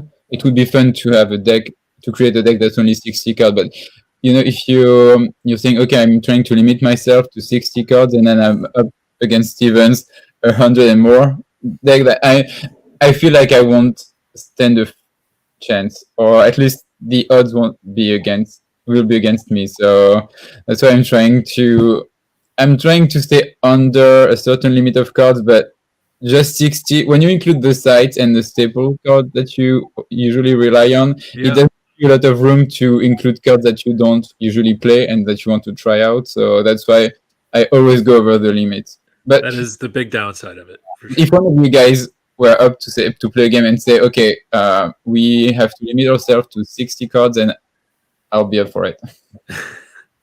And I should say this is aspirational. So I myself sometimes do not adhere to my own 60 card rule. So you've seen me before with 70 or 75 cards. And we feel like I always wonder, who are you and what have you done with Nathan? Because it's for the reason you say, Guillaume. It's hard to form a strategy when the staple cards and the sites take up so much of your deck. So, and you can't, it's not like you're going to play, you can, I have, but the preference is not to play with fewer than 2 Frohickeys or Langleys, I've done it, but I like to have them in there. So, because when you look in the rule book and you see their sample deck quantities, like they only have 15 events, 6 bluffs. The rule book is crazy for in how they suggest your deck composition look like. I mean, I believe they have an allocation for combat cards in there too, right? Yeah. That's do not include 5 combat cards unless this is a strategy. Like unless you plan on, like Bill Patterson, if he's one of your agents, like okay, go nuts, throw combat cards in there, throw all your. But that rule book was written well before Patterson ever was. Right. But I even though at the time, like the fact that anyway. That's a whole nother discussion episode, right? Yeah. Right. We're just past the 3-hour mark, so I'm gonna fall asleep on my table. Yeah. All right, Stephen, give me your short summary. Short answer: I don't believe there's an ideal number. I'm gonna restate it again. If you can find a balance, you can make a 120 card deck work just as effectively as a 60 card one. If you can find your balance. I agree wholeheartedly with the notion of 30% of the deck being sites. Absolutely. That's why I stack my sites separately when I'm building it. And if I feel like, it's stacked too high, that's why I might have to remove a few or throw in a few more sites just to make sure that sites are coming up routinely enough. But it may be that the reason you don't see me playing too many multiple sites per round is that maybe because I just have too many other cards in them. But again, find a balance, and then you can have a lot of cards or you can have the bare minimum in there. Just find a balance that's going to work, and then and if you have to maybe just do some preliminary shuffles, or not preliminary, shuffle and then pull a hand and see okay, how's that? Oh, that's actually not bad. Okay, then try that a couple, see what you're coming up with. Try it, until you feel like you found the right number of cards that you think is going to, or you believe is going to work for you. So again, short answer, there is no ideal number in my mind. It's whatever it takes to create a balance, a synergy in your deck. For me, I think 60 is probably a little too low for this game specifically. For other games that I've played, 60 is right up is right on the money, and what I was taught is your best move. But with the X-Files, there's a lot more parameters. Again, activators, keywords, all these things limit the cards that you can play. So I feel like you need more than 60 just to be able to defend yourself when you're the active player, and to be maybe not aggressive, but at least assertive enough when you're the conspiracy player. If I were to put a number on it, I would say keep it to less than 100. That would be my thing, regardless of what your strategy is. I think there's not enough access to your deck, in my opinion, in the X-Files. There is access, but not enough to justify more than 100 cards. Steven, you're a magician. I don't know how you do it every time. I use a lot of cards that get me into the deck. That's Yeah. that's my answer to that. Yeah, Yes, maybe. there are. You just have to have enough of them in there to make it so that it works. Well, How many search cards do you play in your deck? Oh, I just went over. So starting No, with manners. don't open please, that. please, really go please through all of don't, them but again? just give me a ball. Would you let Oh, me do I it this don't way? have Let me any- do it this way. Would you See, say that's where I can't use Yoast's checklist to my benefit, or deck building thing to Let my me- benefit, is I let me can't ask tell it you this the way. exact number. I know which ones, but yeah. would you say there are more than 15 search cards? Oh gosh, Just yeah. ballpark it. Yeah, Would you say that's close. it's around. I'll say around there, because if I say there's more, I don't want to say there's a lot more. Close to that, and So if you're somewhere putting between two of- 10 and 20. You're putting two. Well, no, no. If you're not putting two of each, I'm putting two of each in there. So when I'm doing that, yes, Right. So Counting but manners. doubling up. So it's somewhere between 10 and 20 search cards. yeah, Okay. easily. Again, counting manners in that, although you can only have one, but yes. Okay. Manners does it. Grid pattern search does it. One breath does it. See, You're I'm just blanking. naming the cards again. Yeah. The French promo does it. Yes, there's a lot that can do that. So yeah. And that's not saying nothing about like hitting grave. If you want to go into your opponent's, discard pile and get something out of their discard pile, that could be. I don't usually use that one, but that is another one that could be included in there if so needed. All right, David, you were saying less than 100 is the. I say less than 100, and I feel like if you're putting so many cards in there to search your deck, you're just artificially inflating your deck beyond what it needs to be. I haven't found the right balance yet. One day, maybe I'll probably have a lot of gray hair and great grandkids by the time I find that sweet spot. But yeah, I think more than 100. As long as you're never saying never.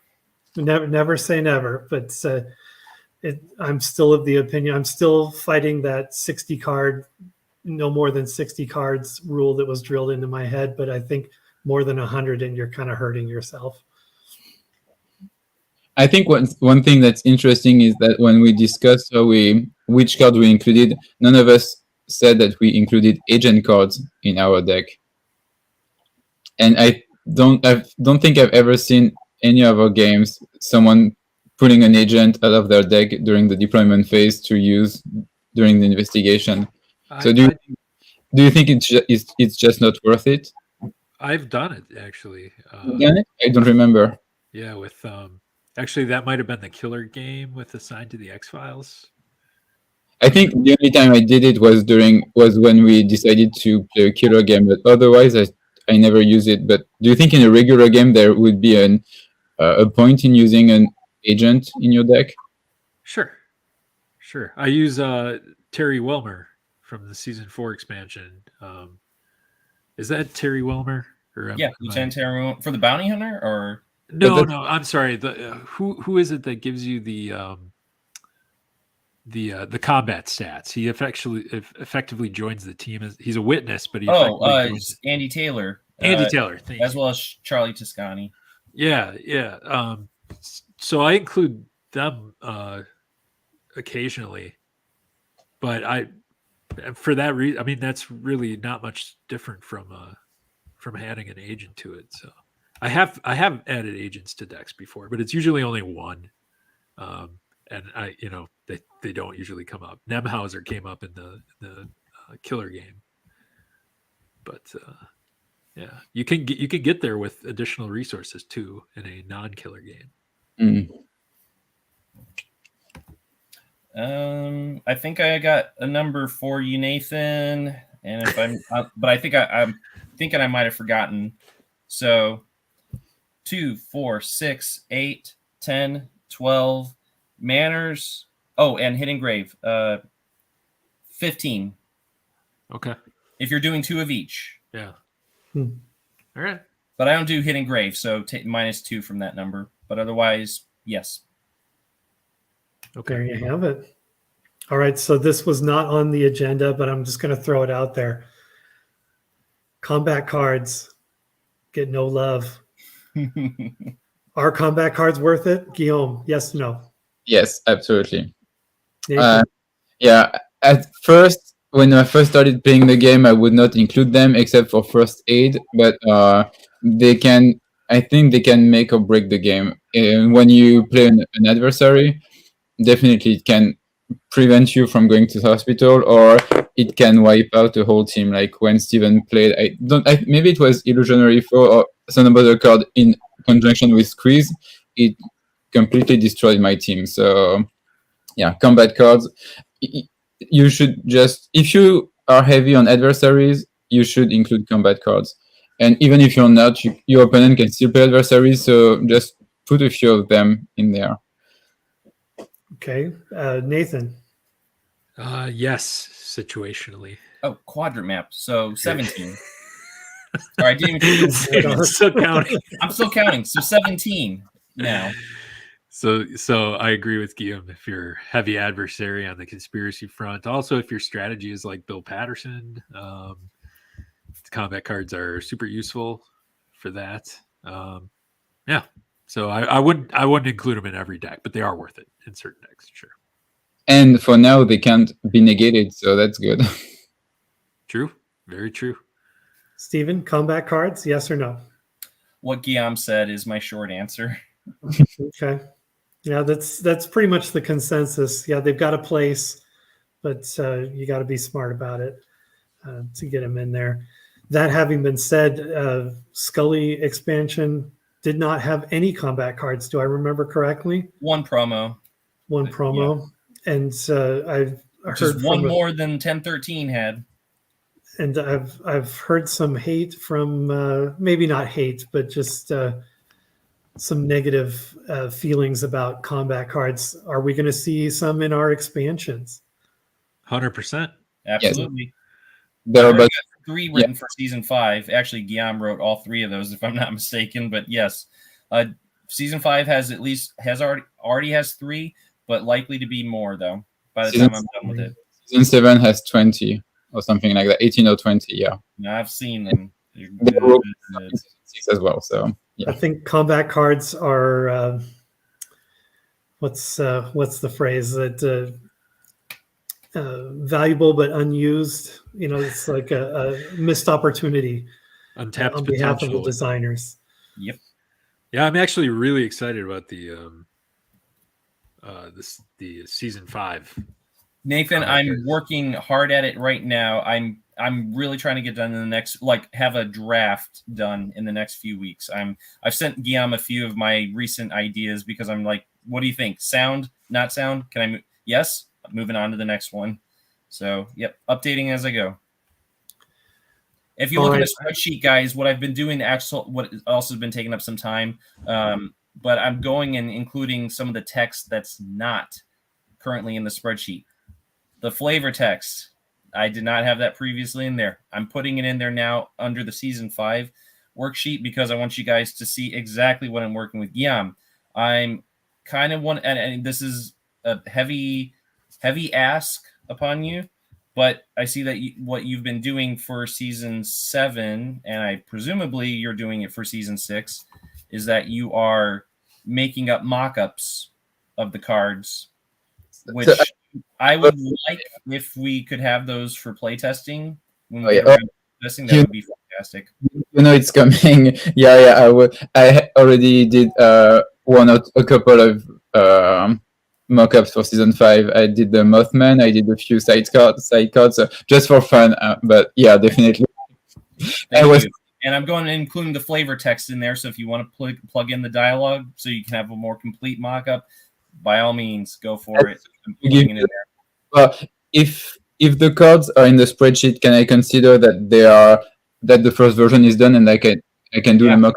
Absolutely. Awesome. Yeah, I'm usually writing it on my phone and then I transcribe it onto the spreadsheet. So you could already be proofreading it for me. So I know issues with it as you're making the mock-ups. Yeah, I know what I'm going to be doing today then.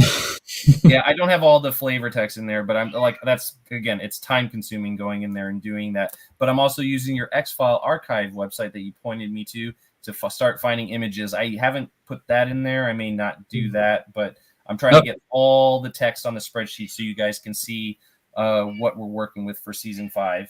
If you have images that you already have in mind for the... I do, more or less. Each card, I already have a general idea of what scene we're doing. Send them to me then. When you have them, you send them to me. Okay. Yep. Gentlemen, we're getting way off topic here. This could be a whole nother 3-hour episode talking about expansions. Let's wrap it up. Anything we missed? Anything that maybe you thought of at the last minute? Anything you want to add out there for someone who might be needing tips on deck building? Any thoughts or advice? Final thoughts or advice? I think no attention to what Steven does. Yeah. What works for him may not work for you. Yeah, just have fun, and if your strategy did not work out the first time, try something different. But just fun. Great advice. Great advice. Couldn't agree more. Nathan, any last thoughts? No, have fun is a good one. Absolutely. You can't beat that. That's a great answer. That pretty much wraps it up. It's a game, and you should just be having fun. If you're not having fun, you're doing it wrong. Yeah, you're come and talk to us. We'll help you out. Now, we have been broadcasting for a little over 3 hours now. The only person who should be awake right now is Guillaume. Yeah, true. Because he's in France and the day is just starting. Well, Joost is waking up about now, so he'll probably start watching it with any luck. I hope so. Thanks for everybody. We didn't get too many viewers during the course of the evening, but I hope people will find this useful going back and reviewing. Thanks again for anyone who goes back and watches. During the course of the evening, I've been putting up comments. If you have a process that you think might be different from us, put it in the comments. I'll check it out. I'll read it. We'll bring it up at our next discussion as a follow-up, because we definitely want as many creative ideas out there as possible for everyone. Or even better, put your money where your mouth is and reach out to us to play a game. There it is. Show us what you're doing. You know, unless you're playing with a 200 card deck. I don't want to deal with that. Yeah, no, I do. No speed decks. If they're doing that, I want to see that deck. I've also put during the course of the evening, but I'll repeat, we do have an Instagram account and a Twitter account now. Those handles are in the description below. Who's going to be posting that? Is that you, David? Are you going to be posting regularly on those? Sure. Or is that Nathan? Is that you? I set them up, but the logon info is in Discord, so any of us can. I ain't got time for that, but yeah, I'm glad. I'm cool. Like if I post a video, because the reason I was asking is if I post a video, or like my episode with Mike is going to go up any day now. So can I? Yeah, if one of you guys want to post that, I mean, I know I'm asking. I could do it myself, but I was like, if we're going to have a dedicated person, doing it is what I was wondering. Well, I didn't do it this week, but I do plan on using it to promote upcoming events and that kind of stuff. Steven, we are recruiting more people, so I don't know if any of our new recruits are maybe interested in be like, okay, I'll do the social media part. By all means. Because how many people have we added to the team recently? It seems like there's at least 3, right? Or have I lost count? Well, they're not. I mean, there's a public facing side of the server, and don't want to get too into the nitty gritty on this video. Yeah, There's that's a public okay. facing side, and there's like a the stuff where it's design. only limited to just us. Right. I got you. Bottom But I'm line, just saying, if any one of those guys wants to tackle the social media part, I wouldn't be opposed to that.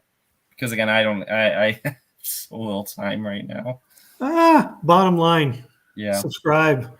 Yes, like and subscribe, leave comments, all Follow that. and subscribe. Please do subscribe, like, comment, put those comments in there. We'd love to have more discussion topics here on Studio Squim. As always, do go over to the Alien Investigations YouTube channel and subscribe. Watch those videos. They're great gameplay videos, tons of fun. I played the game with Steven, and I look forward to those videos and rewatching the game because it's just fun to see what he's done. And, For sure. the pace is much better. You watch some of my gameplays, and they're like 3 hours. There's a ton of dead air while I sit there and reread my cards for the fifth time. Steven takes all that out for you, so the pacing is great, and it's a lot of fun to watch. Sometimes I leave the dead air in there for like the suspense purposes, or you guys can enjoy the X-Files music that I've got going on behind it. So it's it works sometimes. That's just good directing and editing, Steven. Well done, sir. Thank you, sir. So head over to Alien Investigations and subscribe. Watch those videos. Feel free to comment. I got to get that out there because Steven's that's a great channel. So I really enjoy watching that one too. Gentlemen, thank you very much for staying up late with me, or getting up early in Guillaume's case. And we'll do it again soon.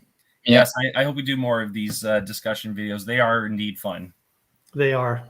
Thanks again, gentlemen. They are exhausting. Oh, good night, fellas. In the game? I don't know, but yeah, maybe. But yes, you guys have a good night, and we'll probably see. I assume we'll see you all next week.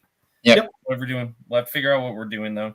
I've got my deck I need to play, so let's do this. All right, maybe talk to one of the new recruits, see if they want to play next week. So if they want to get in on the action, but yeah, let's see what they got, see what they're bringing.